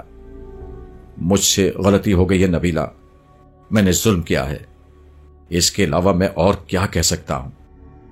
سارے الفاظ مجھے شرمندہ کرتے ہیں، وہ ٹوٹی ہوئی آواز میں بولا اور پھر نبیلہ کی لاش لے کر باہر نکل آیا۔ اس نے لاش ڈگی میں رکھی، نبیلہ کا پرس بھی رکھا اور ڈگی بند کر دی۔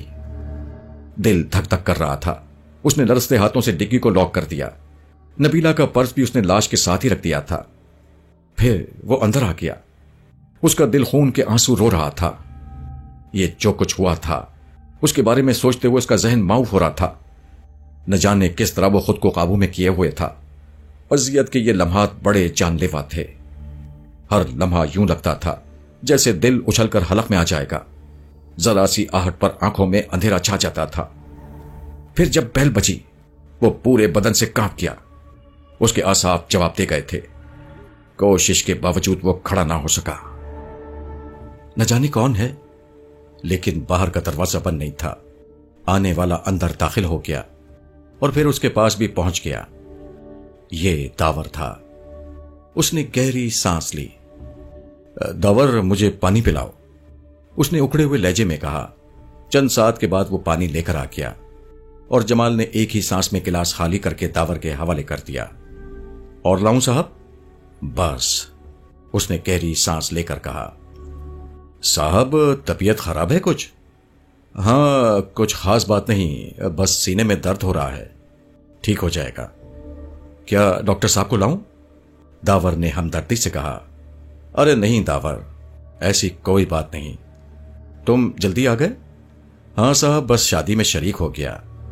ٹھیک ہے، آرام کرو۔ کھانا تیار کروں صاحب؟ نہیں، کھانا نہیں کھاؤں گا میں، ذرا جانا بھی ہے، تم میرے کپڑے وغیرہ نکال دو۔ بہت اچھا صاحب، داور نے کہا اور باہر نکل گیا۔ وہ گہری سانسیں لینے لگا جیسے کوئی بڑا خطرہ ٹل گیا ہو۔ داور نے لباس تیار کرنے کی اطلاع دی اور وہ واش روم میں چلا گیا۔ ٹھنڈے پانی کی فواروں کے نیچے وہ دیر تک بیٹھا رہا، پھر باہر نکل آیا، بال وغیرہ خشک کیے اور پھر لباس تبدیل کرنے لگا۔ اس کے بعد وہ باہر نکل گیا۔ اس نے فیصلہ کیا تھا کہ اب اسے پوری ہمت سے کام لینا ہے۔ دو ہی باتیں تھیں، یا تو خودکشی کر لے یا پھر ہمت سے کام لے کر جان بچائے۔ ابھی تک اس کے ذہن میں ایسی کوئی جگہ نہیں تھی جہاں وہ اس لاش کو ٹھکانے لگا سکے۔ وہ ویرانوں میں گھومتا رہا اور پھر ایک ٹوٹے ہوئے پل کے نزدیک پہنچا اور جگہ کا چاروں طرف سے جائزہ لینے لگا۔ دور دور تک کوئی نہیں تھا۔ اس نے ڈگی کھولی اور نبیلہ کی لاش نکال لی۔ اس کا پرس ہاتھ میں لیا اور آنسو بہاتے ہوئے پل کے نیچے پہنچ گیا۔ نبیلہ، میرا آخری ظلم، میں تجھے کفن بھی نہیں دے سکا۔ نبیلہ، میں تجھ سے معافی نہیں مانگوں گا کیونکہ میرا جرم قابل معافی نہیں ہے۔ تیرا میرا فیصلہ ضرور ہوگا۔ خدا کے حضور بھی میں اپنے جرم کی معافی نہیں مانگوں گا کیونکہ میں نے ناقابل معافی جرم کیا ہے۔ اس نے نہایت احترام سے لاش کو ایک جگہ رکھا اور اس کا پرس اس کے نزدیک رکھ دیا اور آنسو بہاتے ہوئے واپس چل پڑا۔ اسی وقت دور سے ایک روشنی اس پر پڑی اور وہ اچھل پڑا۔ دوسرے لمحے اس نے کار کی طرف چھلانگ لگائی۔ روشنیاں برق رفتاری سے اسی طرف آ رہی تھیں۔ اس نے کار اسٹارٹ کی اور پوری رفتار سے چھوڑ دی، لیکن اچانک ہی اس کے کانوں میں سائرن کی آواز گونجی اور اس کے ہاتھ اسٹیئرنگ پر کانپ گئے۔ یہ کوئی پیٹرول کار تھی اور سائرن بجا کر اسے رکنے کا اشارہ کر رہی تھی۔ اس نے روشنیاں بجھا دیں تاکہ کار کا نمبر نوٹ نہ کیا جا سکے۔ اس کے ساتھ ہی ایکسیلیٹر پر دباؤ بڑھانا شروع کر دیا اور کار رفتار پکڑنے لگی۔ سوئی 70 سے گزر کر 80 اور پھر 90 پر پہنچ گئی۔ روشنیاں کافی پیچھے رہ گئی تھیں۔ ممکن ہے کار رک گئی ہو، وہ دیکھنا چاہتے ہوں کہ میں وہاں کیا کر رہا تھا، لیکن یہ ممکن نہیں ہے۔ پہلے وہ مجرم کو پکڑنا پسند کریں گے۔ صورتحال بگڑ گئی ہے اور شاید سزا کا دور شروع ہو گیا ہے۔ پھانسی کا پھندا اس کے پیچھے دوڑ رہا تھا اور وہ پوری قوت سے کار دوڑا رہا تھا۔ یہ بھی ممکن ہے اس نے سوچا کہ کار کا نمبر دیکھ لیا گیا ہو، پولیس اس جگہ کو ضرور دیکھے گی اور اسے نبیلہ کی لاش مل جائے گی۔ کار کے نمبر سے اس کے بارے میں آسانی سے پتہ چل جائے گا اور پھر پولیس اس کے گھر پہنچ جائے گی اور داور سے اس بات کی تصدیق ہو جائے گی کہ نبیلہ یہاں آتی تھی۔ پھندا تیار ہو گیا ہے، اب کیا کروں میں؟ جمال شاہ نے اپنی جیب ٹٹولی۔ اتفاق ہی تھا کہ عادتاً اس نے اپنا پرس جیب میں ڈال لیا تھا۔ پرس میں کافی رقم موجود تھی۔ کچھ کرنا ہوگا۔ پولیس کار کو وہ پیچھے چھوڑ آیا تھا اور اب وہ شہر کے ایک بارونق علاقے میں تھا۔ اس نے ایک سینما ہاؤس کے سامنے کار روک دی اور پھر نیچے اتر آیا۔ کار کی چابی ایک گٹر میں پھینک دی اور پھر وہاں سے کافی دور آ کر ایک ٹیکسی روکی اور اسٹیشن کی طرف چل پڑا۔ اب یہ جگہ چھوڑ دینا ہی مناسب ہے۔ اس کی تقدیر ہمیشہ کے لیے تاریک ہو چکی ہے۔ اب وہ ایک مجرم ہے، قاتل ہے۔ پولیس اسے قبر میں بھی نہیں چھوڑے گی۔ اسٹیشن پہنچ کر اس نے ٹیکسی کا بل ادا کیا اور اندر پہنچ گیا۔ سب سے پہلی ٹرین کا وقت دیکھا جو صرف 10 منٹ کے اندر روانہ ہونے والی تھی۔ اس نے جلدی سے ٹکٹ خرید لیا اور ٹرین میں جا بیٹھا۔ اس کے دل کی دھڑکنیں بہت تیز تھیں اور اس وقت تک وہ بے سکون رہا جب تک ٹرین چل نہ پڑی۔ کمپارٹمنٹ میں بہت سے لوگ تھے۔ ان کی نگاہیں اس کے بدن میں چبھ رہی تھیں لیکن اس نے خود کو سب سے لا تعلق کر لیا اور آنکھیں بند کر کے بیٹھ گیا۔ ابتدا میں کچھ کہما کہمی رہی اور اس کے بعد مسافر اونگنے لگے۔ ساری رات وہ عجیب سی کیفیت میں رہا، آنکھ چھپک جاتی اور عجیب عجیب خواب نظر آنے لگتے۔ وہ چونک پڑتا اور پھر دیر تک نیند نہ آتی۔ رات کا کھانا بھی نہیں کھایا تھا، صبح کو ناشتہ کرنے کو بھی دل نہ چاہا۔ اسٹیشن آتے اور گزرتے رہے۔ اس وقت دن کے 2 بجے تھے جب ٹرین ایک اسٹیشن پر رکی اور وہ باہر جھانکنے لگا، لیکن دوسرے ہی لمحے اس کے انداز میں وحشت آ گئی۔ اس نے کچھ پولیس والوں کو ریل کے ڈبوں میں جھانکتے ہوئے دیکھا تھا۔ صاف ظاہر تھا کہ وہ کسی کی تلاش میں ہے، اور یہ تلاش اس کے ذہن میں دھماکے ہونے لگے۔ ممکن ہے اس کا راز کھل گیا ہو۔ وہ بری طرح بدحواس ہو گیا تھا۔ کیا کیا جائے؟ اب کیا کیا جائے؟ اس نے سوچا، اور دوسرے ہی لمحے وہ وحشت زدہ ہرن کی مانند اٹھ کر کمپارٹمنٹ کے دوسرے حصے کی جانب بڑھا اور پھر نیچے اتر گیا۔ اس کے بعد اس نے بے تحاشا بھاگنا شروع کر دیا۔ حالانکہ یہ ایک احمقانہ حرکت تھی۔ اگر کوئی اس کی طرف متوجہ نہ ہوتا تب بھی اسے بھاگتا دیکھ کر ضرور متوجہ ہو سکتا تھا، لیکن اسے کسی بات کی پرواہ نہیں تھی۔ اس نے انتہائی برق رفتاری سے ایک طرف لگا ہوا جنگلہ پھلانگا اور دوسری طرف پہنچ گیا۔ ٹرین کی سیٹی کی آواز اس کے کانوں میں گونجی تھی اور پھر وہ چل پڑی، لیکن وہ مسلسل بھاگ رہا تھا حتیٰ کہ وہ کافی دور نکل آیا۔ یہ ایک چھوٹا سا پہاڑی شہر تھا۔ چھوٹی چھوٹی گلیاں اور کچے پکے مکانات تھے۔ وہ ایک سایہ دار درخت کے نیچے پہنچ گیا اور تنے سے ٹیک لگا کر گہری گہری سانسیں لینے لگا۔ اس کا سینہ دھونکنی بنا ہوا تھا، پھیپھڑے پھٹے جا رہے تھے۔ تیز دوڑنے کی وجہ سے تنفس خراب ہو گیا تھا۔ درخت کے سائے میں کچھ دیر کھڑے رہنے کے بعد وہ بیٹھ گیا اور اس نے درخت کے تنے سے ٹیک لگانے کے بعد آنکھیں بند کر لیں۔ اب کیا کیا جائے؟ پوری زندگی دکھ بن کر رہ گئی تھی۔ اب تو اسی طرح پولیس سے چھپ کر یوں ہی دوڑتے رہنا ہوگا، لیکن کب تک؟ آخر کب تک؟ اس نے پریشانی سے سوچا۔ تب اسے نقاہت کا احساس ہوا۔ کب سے کھانا نہیں کھایا تھا۔ زندگی گزارنے کے لیے یہ لوازمات تو ضروری ہیں۔ چنانچہ اس نے اپنے حواس بحال کیے۔ جب موت سے بچ کر زندگی کی تلاش میں بھاگتے ہو تو پھر زندگی کے دامن کو ہاتھ سے نہ چھوڑو جمال شاہ، اس نے خود کو سمجھایا اور اپنی جگہ سے اٹھ گیا۔ پہاڑی شہر کے چھوٹے چھوٹے بازاروں میں کھانے پینے کی ایسی چیزیں تو مل ہی سکتی تھیں جن سے وہ پیٹ کی آگ بجھا سکتا تھا۔ ہاں، نہ تو یہاں عمدہ ہوٹل تھا اور نہ ہی کھانے پینے کا کوئی اچھا انتظام۔ چنانچہ اس نے چند چیزیں خریدیں اور ایک جگہ پہنچ کر انہیں کھانا شروع کر دیا۔ اس کی کیفیت ایک ایسے انسان کی سی تھی جو ہوش و حواس سے عاری ہو اور زندگی کی تلاش میں سرگرداں ہو۔ کھانا کھانے کے بعد اس نے پانی تلاش کیا۔ جلد ہی اسے پانی مل گیا اور پانی پینے کے بعد وہ ایک جگہ بیٹھ گیا۔ ذہن پر غنودگی سی طاری تھی، سایہ دار جگہ تھی۔ اس کی آنکھیں بند ہو گئیں۔ اس نیند نے اسے کافی سکون بخشا۔ اس وقت وہ بے یار و مددگار ایک درخت کے نیچے سو رہا تھا۔ ایک ایسا انسان جس نے زندگی اس قدر تکلیف دہ نہیں گزاری تھی۔ گو اس کا واسطہ کچھ تکلیف دہ حالات سے پڑا تھا، لیکن اس کے بعد زندگی ایسی ڈگر پر آ گئی تھی جہاں سکون ہوا کرتا تھا، لیکن یہ سکون کے راستے اس کی غلط کاریوں کی وجہ سے چھن گئے تھے۔ اب جگہ تو شام ہو چکی تھی، سورج چھپ گیا تھا۔ اس چھوٹے سے شہر میں تو زندگی ہی نہیں تھی۔ چنانچہ بہتر یہی ہے کہ یہاں سے آگے بڑھا جائے۔ پھر اس نے اپنے حلیے پر غور کیا۔ عجیب سا حلیہ ہو رہا تھا۔ اسے کوئی شریف انسان نہیں کہا جا سکتا تھا۔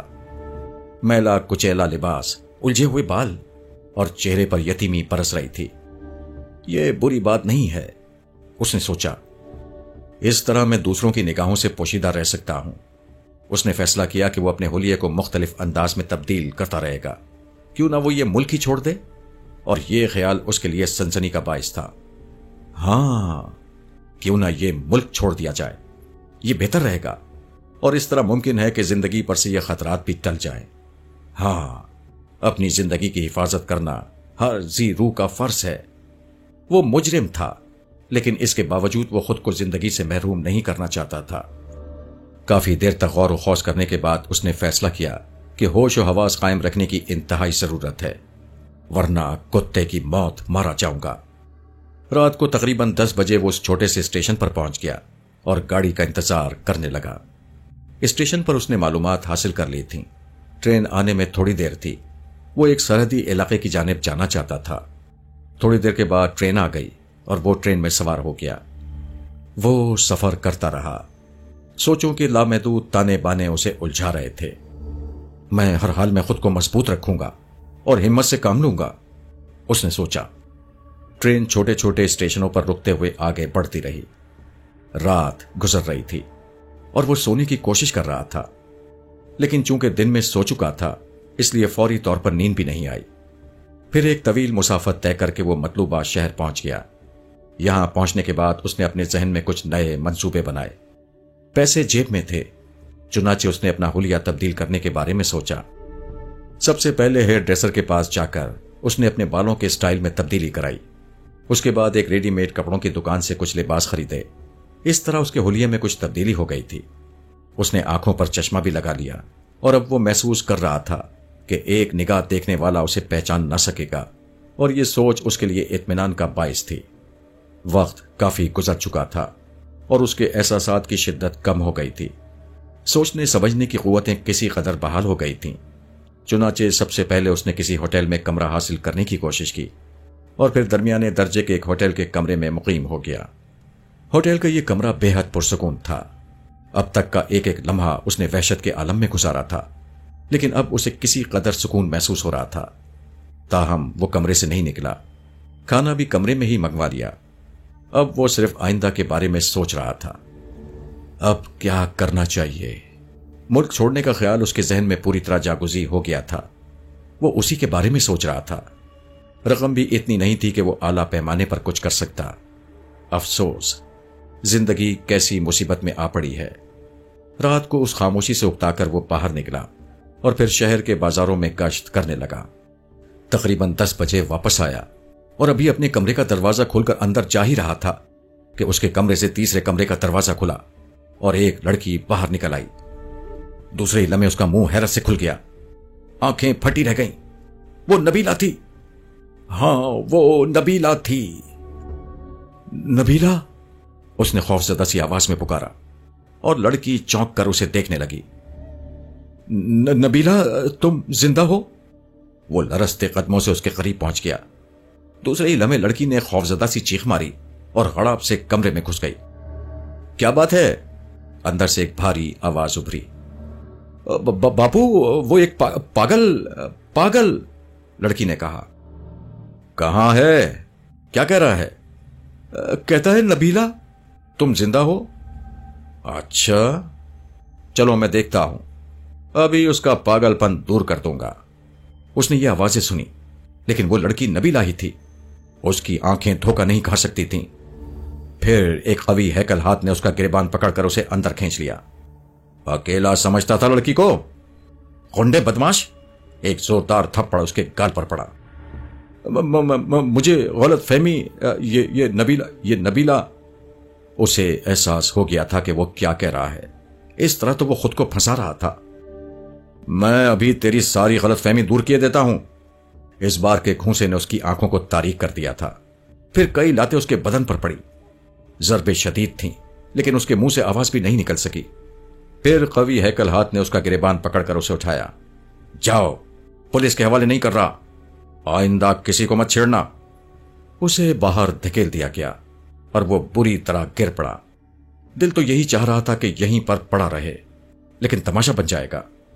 وہ اٹھا اور اپنے کمرے میں آ کر مسہری پر گر پڑا. یہ کیا تھا؟ نظر کا دھوکہ؟ ہاں، نبیلہ اس کے حواس پر سوار ہے، لیکن یہ تو اچھی بات نہیں ہے. اس طرح تو وہ خود اپنے راز کھول کر پھنس جائے گا. اور پھر وہ سونے کی کوشش کرنے لگا. بدن دکھ رہا تھا، لیکن دوسری صبح حالت بہتر تھی. نہا دھو کر وہ باہر نکل آیا. وہ ملک چھوڑنے کے لیے کچھ کرنا چاہتا تھا. نہ جانے کہاں کہاں مارا مارا پھرتا رہا. ہوٹل واپس جانے کا خیال بھی نہ آیا.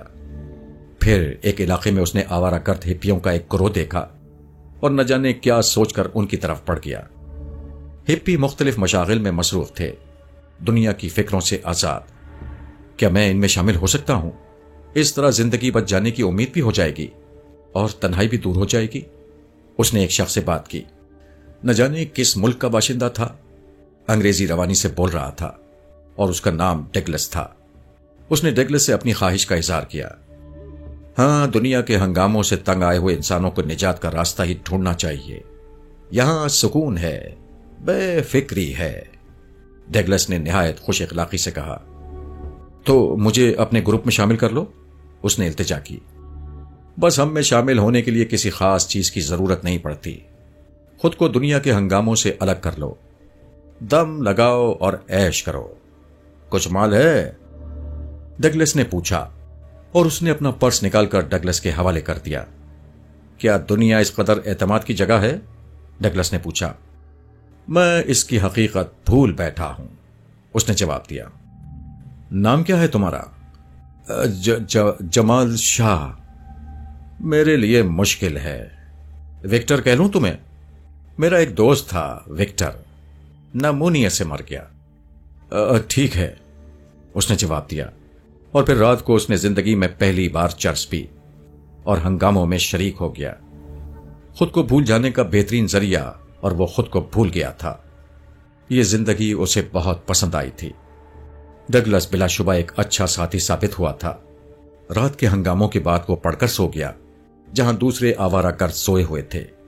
چرس کے نشے نے اسے ہوش و حواس سے بیگانہ کر دیا تھا، اور یہ بیگانگی اسے کافی دلکش لگی تھی۔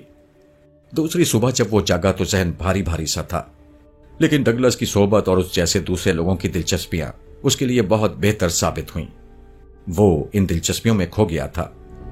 3 دن تک وہ اس گروہ میں شامل رہا۔ ڈگلس کے بارے میں اسے کافی معلومات حاصل ہو چکی تھیں۔ وہ یقیناً ایک بہترین انسان تھا۔ پھر اس نے ڈگلس سے اپنا مدعا بیان کیا۔ میں بھی تمہارے ساتھ باہر جانا چاہتا ہوں۔ کہاں؟ ڈگلس نے پوچھا۔ جہاں تم جاؤ، مجھے اس بات سے کوئی غرض نہیں ہے، بس میں بھی اپنی دنیا کو بھول جانا چاہتا ہوں۔ ٹھیک ہے، ہمارا پروگرام یہاں سے سری لنکا جانے کا ہے، لیکن کیا تمہارے پاس پاسپورٹ ہے؟ نہیں تو میرے پاس کوئی پاسپورٹ نہیں ہے۔ نہیں ہے؟ ڈگلس پرخیال انداز میں تھوڑی کھجانے لگا، اور پھر اس نے چونک کر جمال شاہ کی صورت دیکھی۔ چند لمحات وہ اسی طرح دیکھتا رہا، پھر اس کے ہونٹوں پر مسکراہٹ پھیل گئی۔ حیرت انگیز، واقعی حیرت انگیز، اس نے آہستہ سے کہا۔ کیا مطلب؟ بس مطلب کی بات نہ کرو، تم تیاری کرو، ہم بہت جلد سیلون کے لیے روانہ ہو جائیں گے۔ وہ کیسے مسٹر ڈگلس؟ میرا پاسپورٹ اور دوسرے لوازمات؟ ارے میں نے تمہیں بتایا تھا نا کہ اتفاقات بعض اوقات عجیب عجیب کہانیاں ترتیب دیتے ہیں۔ میں نے تمہیں اپنے دوست وکٹر کے بارے میں بتایا تھا نا، جو مر گیا۔ ہاں، اگر تمہارے بال بڑھ جائیں تو تم وکٹر سے کافی مشابہت رکھتے ہو، اس کا پاسپورٹ تمہارے کام آ سکتا ہے۔ لیکن جس جگہ وکٹر کا انتقال ہوا تھا اس جگہ اس کا پاسپورٹ اور دوسرے کاغذات کو جمع نہیں کیا گیا۔ نہیں، ہم نے اس کی اطلاع بھی کسی کو نہیں دی۔ مر گیا اور ہم نے اسے قبر میں دفن کر دیا۔ اوہ، اس نے گہری سانس لی۔ لیکن میرے بال؟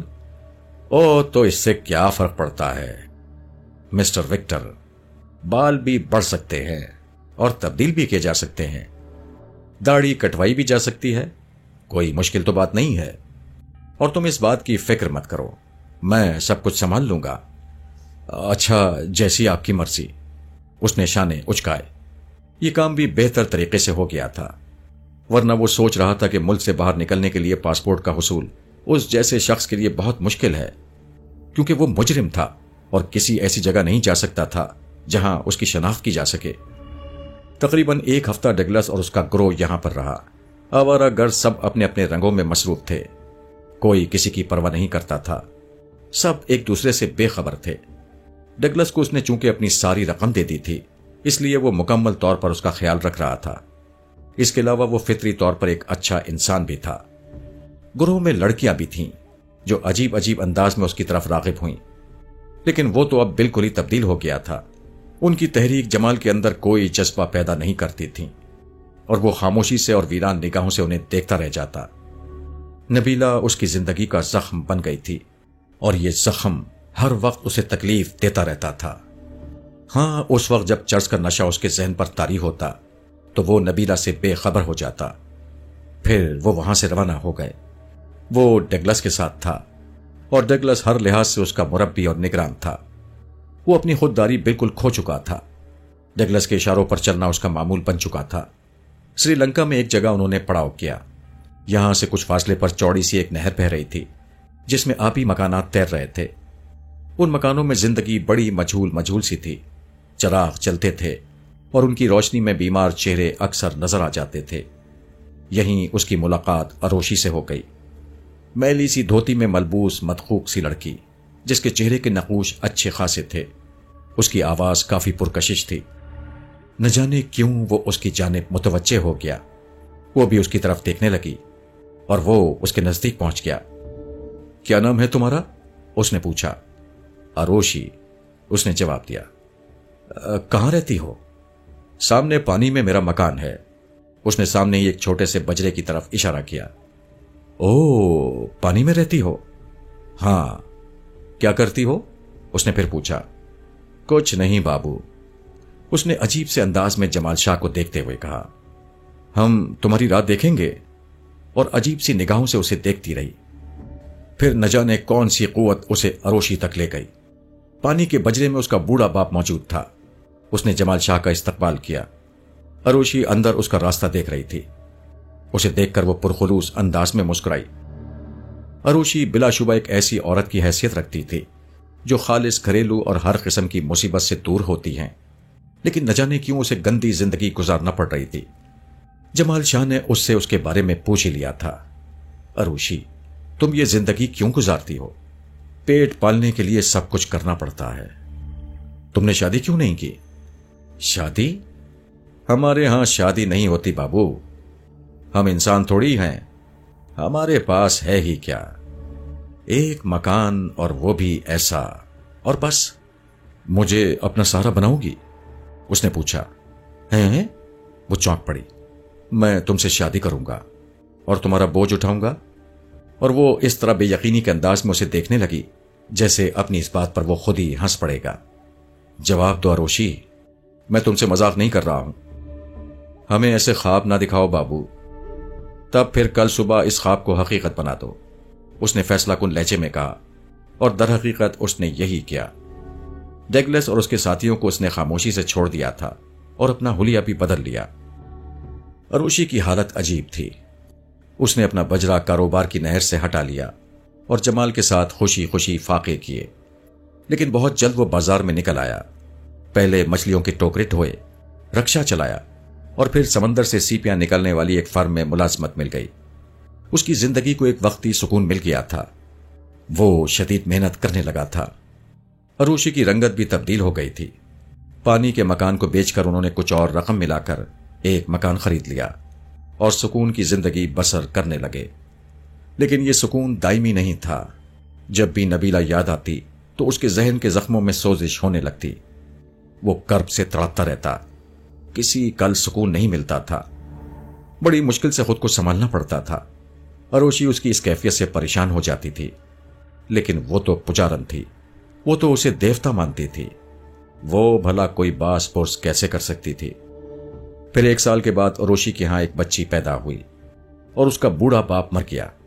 بچی کا نام اروشی کی پسند سے منیشا رکھا گیا۔ ان کے حالات اب کافی بہتر ہو گئے تھے۔ جمال شاہ نے خود سمندری مصنوعات کی تجارت شروع کر دی تھی۔ اس طرح سے اب وہ ایک مقامی شہری ہی بن گیا تھا۔ لوگ بھول گئے کہ وہ کہیں باہر سے آیا تھا۔ منیشا کی پرورش اچھی طرح ہونے لگی۔ ان کے پاس اب کافی رقم جمع ہو گئی تھی اور اب وہ کھاتے پیتے شہریوں میں شمار ہونے لگے تھے۔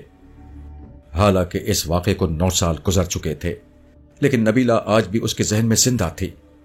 اس کی معصومیت سوال بن کر اس کے سامنے آ جاتی تھی اور اس سوال کا اس کے پاس کوئی جواب نہ تھا۔ 8 سالہ منیشا بے حد ذہین تھی، اپنی ماں کی ہم شکل، پڑھنے لکھنے میں بے حد تیز، اور لباس بھی مقامی ہی استعمال کرتی تھی۔ لیکن اسے دیکھ کر اس کا ہیجان اور بڑھ جاتا۔ میں تمہاری بیٹی ہوں جمال شاہ، میں تمہاری بہن ہوں۔ نبیلہ کے الفاظ اس کے کانوں میں گونجنے لگتے اور نتیجے کے طور پر وہ منیشا سے خوفزدہ رہنے لگا۔ وہ پیار سے اس کی گردن میں باہیں ڈالتی تو اسے لگتا جیسے اس نے منیشا کی گردن توڑ دی ہے اور اس کے منہ سے خون نکل رہا ہے۔ کئی بار خوف سے چیخ پڑا اور پھر اسے عجیب عجیب خواب نظر آنے لگے۔ اب اکثر وہ خواب میں منیشا کو دیکھتا جس کی قمیض اس نے پھاڑ دی ہوتی اور منیشا اس کے ہاتھ میں دم توڑ دیتی۔ اروشی اس کی اس کیفیت سے پریشان تھی، اور جوں جوں منیشا بڑی ہوتی جا رہی تھی اس کی وحشت بڑھتی جا رہی تھی۔ ہر لمحے کی اذیت، ہر لمحے کا کرب اس نے محسوس کیا کہ منیشا اس کی اس کیفیت سے لرزیدہ ہوتی جا رہی ہے۔ وہ عجیب سی نگاہوں سے اسے دیکھتی اور اس کا دل شدت غم سے پھٹنے لگتا تھا۔ اس کے گناہ کی سزا کتنی طویل تھی، اور یہ خواب بھیانک سے بھیانک ہوتے جا رہے تھے۔ ہر وقت منیشا اس کے ہاتھوں قتل ہوتی رہتی تھی۔ صبح جب وہ اس کے سامنے آتی تو وہ وحشت سے سفید پڑ جاتا۔ اس کی صحت خراب ہوتی جا رہی تھی۔ اروشی اس کے لیے بے حد پریشان رہتی۔ وہ ساری رات جاگتا رہتا تاکہ وہ بھیانک خواب نہ دکھائی دے۔ سوچتا رہتا کہ کیا کروں، اور جب وہ بالکل ہی بے قابو ہو گیا تو اس نے ایک فیصلہ کیا۔ نبیلہ کو قتل کرنے کے بعد میں ایک طویل زندگی گزار چکا ہوں۔ اب مجھے اس جرم کی سزا بھگتنا چاہیے۔ ہاں، مجھے سزا ملنا ضروری ہے۔ یہ سزا ہی میرے دکھوں کا علاج ہوگی۔ گرچہ فیصلہ دیر سے ہوا تھا، لیکن نہ جانے کیوں اس فیصلے کے بعد اسے سکون مل گیا تھا۔ اس نے اس پر عمل کرنے کے لیے کارروائی شروع کر دی۔ سب سے پہلے اس نے اپنی بیش قیمت جائیداد اپنی بیٹی منیشا کے نام کر دی اور اسے اپنے تمام مفادات کا نگراں بنا دیا۔ اب وہ ایک مطلق العنان کی حیثیت سے اس کی ساری جائیداد کی مالک تھی اور اپنی تمام تر زندگی بہتر طور پر گزار سکتی تھی۔ اس کے بعد اس نے اروشی سے کہا کہ وہ ایک طویل عرصے کے لیے باہر جانا چاہتا ہے۔ کچھ کاروباری معاملات ہیں، لہٰذا وہ نہایت سکون سے اپنی بچی کے ساتھ زندگی گزارے۔ اروشی جو اس کی دیوانی تھی اور جسے اس نے مصیبت کے گہرے غاروں سے نکال کر عزت کی بلندیوں پر بٹھا دیا تھا، وہ اسے بے پناہ چاہتی تھی اور وہ اس کے اس طرح جانے سے بہت پریشان تھی۔ لیکن اس نے اروشی کو تسلیاں دیں اور کہا کہ بہرحال اسے آرام دہ زندگی گزارنے میں کوئی دقت پیش نہیں آئے گی۔ وہ سکون سے زندگی گزارے اور وہ اپنا کام مکمل کرنے کے بعد واپس آ جائے گا۔ اروشی اس کے معاملات میں زیادہ دخل نہیں دیتی تھی۔ وہ رو کر خاموش ہو گئی اور اس نے ساری تیاریاں مکمل کر لیں۔ ایک طویل عرصے کے بعد اس نے اپنے وطن واپسی کا پروگرام بنایا اور بالآخر ایک جہاز اسے لے کر چل پڑا۔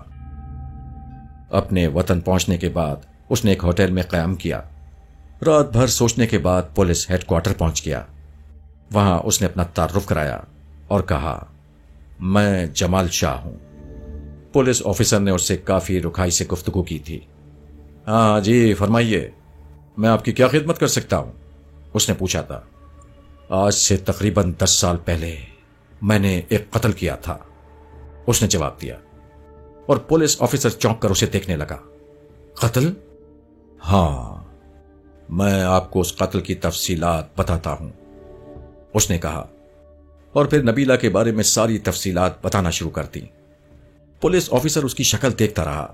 اس کے چہرے سے یوں محسوس ہو رہا تھا جیسے وہ اسے پاگل سمجھ رہا ہو۔ بہر صورت ساری تفصیلات سن کر وہ مسکرانے لگا اور بولا، تو پھر اب آپ کس لیے تشریف لائے ہیں؟ کیوں؟ کیا قاتل کو سزا نہیں ملنی چاہیے؟ ضرور ملنی چاہیے، لیکن محترم، 10 سال پہلے تو میں اس محکمے میں آیا بھی نہیں تھا۔ اب بتائیے میں کیا مدد کر سکتا ہوں؟ اس سے کیا فرق پڑتا ہے؟ اس قتل کی فائل ضرور موجود ہوگی، اس نے کہا، لیکن 10 سال تک آپ کہاں رہے؟ بس یوں ہی اپنے ضمیر سے چھپتا پھرا تھا۔ لیکن کوئی کب تک ضمیر کی کسک سے محفوظ رہ سکتا ہے؟ ہاں جی، بے شک، لیکن اب میں آپ کی کیا خدمت کر سکتا ہوں؟ بھائی مجھے سزا دی جائے، اس نے کہا۔ خوب، کیا ایسا نہیں ہو سکتا کہ آپ یہ سزا کہیں اور سے حاصل کر لیں؟ اس نے ہنستے ہوئے کہا۔ نہیں، میں آپ سے درخواست کر رہا ہوں، آپ اس فائل کو تلاش کریں اور جب میں مجرم ثابت ہو جاؤں تو مجھے سزا دی جائے۔ بات بہتر، اس وقت تک آپ کا قیام کہاں رہے گا؟ پولیس انسپکٹر نے پوچھا۔ قانون کے مطابق تو مجھے حوالات میں ہونا چاہیے۔ جی نہیں، میرا خیال ہے آپ کوئی بیکار آدمی ہیں اور اس طرح حوالات میں آ کر اپنی روٹیوں کا بندوبست کرنا چاہتے ہیں۔ اب آپ تشریف لے جائیں اور اپنا ایڈریس نوٹ کرا دیں۔ اگر آپ قاتل ثابت ہو گئے تو میں آپ کو فون کر دوں گا۔ اس وقت تو وہ وہاں سے چلا آیا، لیکن اس کے بعد بھی وہ مستقل انسپکٹر کی جان کھاتا رہا، اور انسپکٹر اس بات پر مجبور ہو گیا کہ وہ پرانی فائل نکلوائے۔ آخرکار خاصی تگ و دو کے بعد پولیس انسپکٹر نے فائل نکلوائی اور اسے فون کیا۔ مسٹر، کیا نام بتایا تھا آپ نے؟ جمال شاہ؟ جی۔ برائے کرم ذرا میرے پاس تشریف لے آئے، اس نے اپنا تعارف کراتے ہوئے کہا۔ جی بہتر، میں پہنچ رہا ہوں، اس نے جواب دیا۔ اس کے دل میں سکون کی ایک لہر اٹھی تھی جس کا احساس رگو پہ میں سرائیت کر گیا تھا۔ وہ پولیس ہیڈ کوارٹر پہنچ گیا۔ پولیس انسپکٹر نے اس کا استقبال کیا۔ جی، یہ وہ فائل ہے جو ایک کالج کی طالبہ مس نبیلہ کے قتل کے سلسلے میں ترتیب دی گئی تھی۔ اس کے قاتل کو آج سے 6 سال پہلے سزائے موت ہو چکی ہے۔ 4 سال تک اس کا کیس چلا تھا، اس کے بعد وہ سزا پا گیا۔ قاتل؟ اس نے تعجب سے پوچھا۔ جی ہاں، لیکن وہ کون تھا؟ اس نے حیرانی سے پوچھا۔ اس کا ایک عزیز تھا جو اس کا رشتہ چاہتا تھا، لیکن اس کا رشتہ نہ ملنے پر اس نے لڑکی کو قتل کر کے اس کی لاش کسی جگہ چھپا دی۔ بعد میں اس نے اعتراف جرم بھی کر لیا تھا۔ یہ غلط ہے انسپکٹر، یہ غلط ہے آفیسر، یہ غلط ہے۔ اس کو میں نے قتل کیا تھا۔ افسوس کہ ایک بے گناہ کو پھانسی دے دی گئی۔ اچھا جناب، اب آپ شرافت سے اس بات کو مان جائیے اور آئندہ اس جگہ کا رخ مت کیجیے گا، ورنہ اچھا نہیں ہوگا۔ میں سزا چاہتا ہوں انسپکٹر، آپ نے کسی بے گناہ کو پھانسی دے دی ہے، اس کا قاتل میں ہوں، اس نے چیخ کر کہا اور پولیس انسپکٹر کا گریبان پکڑ لیا۔ دوسرے ہی لمحے پولیس انسپکٹر کا ڈنڈا اس کی کمر پر پڑا اور پھر کئی پولیس والوں نے اسے مارنا شروع کر دیا۔ ان لوگوں نے اسے مبہوت الحواس سمجھ لیا تھا۔ اس کی ایک نہ چل سکی اور پولیس والوں کی طرف سے اسے ایک دماغی ہسپتال میں داخل کر دیا گیا، لیکن وہ دماغی مریض تو نہیں تھا۔ یہاں اس کا علاج کیا ہوتا؟ 1 سال تک اسے دماغی ہسپتال میں رہنا پڑا۔ اور اے ظالموں، قاتل میں ہوں، تم نے کس بے گناہ کو سزا دے دی؟ اب میری گردن پر 2 خون ہو گئے، نہ جانے کون موت کے گھاٹ اتر گیا، اور اس بات پر اسے خوب مار پڑتی۔ کوئی یقین نہیں کرتا تھا۔ تب ایک دن اس نے ڈاکٹر سے کہا، ڈاکٹر اب میں ٹھیک ہوں۔ اچھا، واقعی؟ ہاں، اب مجھے اجازت دے دو۔ نبیلہ کو کس نے قتل کیا تھا؟ جس نے قتل کیا تھا اسے سخت سزا مل چکی ہے، برائے کرم مجھے جانے دو۔ لیکن کئی دن تک اسے مزید ہسپتال میں رکھا گیا اور پھر بالآخر اجازت مل ہی گئی۔ وہ ہسپتال سے نکل آیا، لیکن اب اس کے سامنے کوئی منزل نہیں تھی۔ وہ واپس سری لنکا نہیں جانا چاہتا تھا۔ اب تو اس کے دل پر 2 زخم ہو گئے تھے۔ پھر اس نے ریلوے لائن پر لیٹ کر خودکشی کی کوشش کی، لیکن اسے گرفتار کر لیا گیا اور خودکشی کے الزام میں سزا ہو گئی۔ دوسری بار زہر کھایا اور پھر 1 سال کی سزا کاٹی۔ موت بھی اس سے نفرت کرتی تھی۔ پھر وہ کئی سالوں تک سڑکوں پر پاگلوں کی طرح مارا مارا پھرتا رہا۔ لوگ اس پر قہقہے لگاتے، لیکن وہ ارسلان اور ریاض کی تلاش میں تھا جنہوں نے اسے شرافت کے راستے سے ہٹا کر یوں دربدر کر دیا تھا۔ یوں تقریباً 7 سال گزر گئے اور 7 سال کے بعد اس کے ذہن میں خیالات کا ایک اور جھونکا آیا۔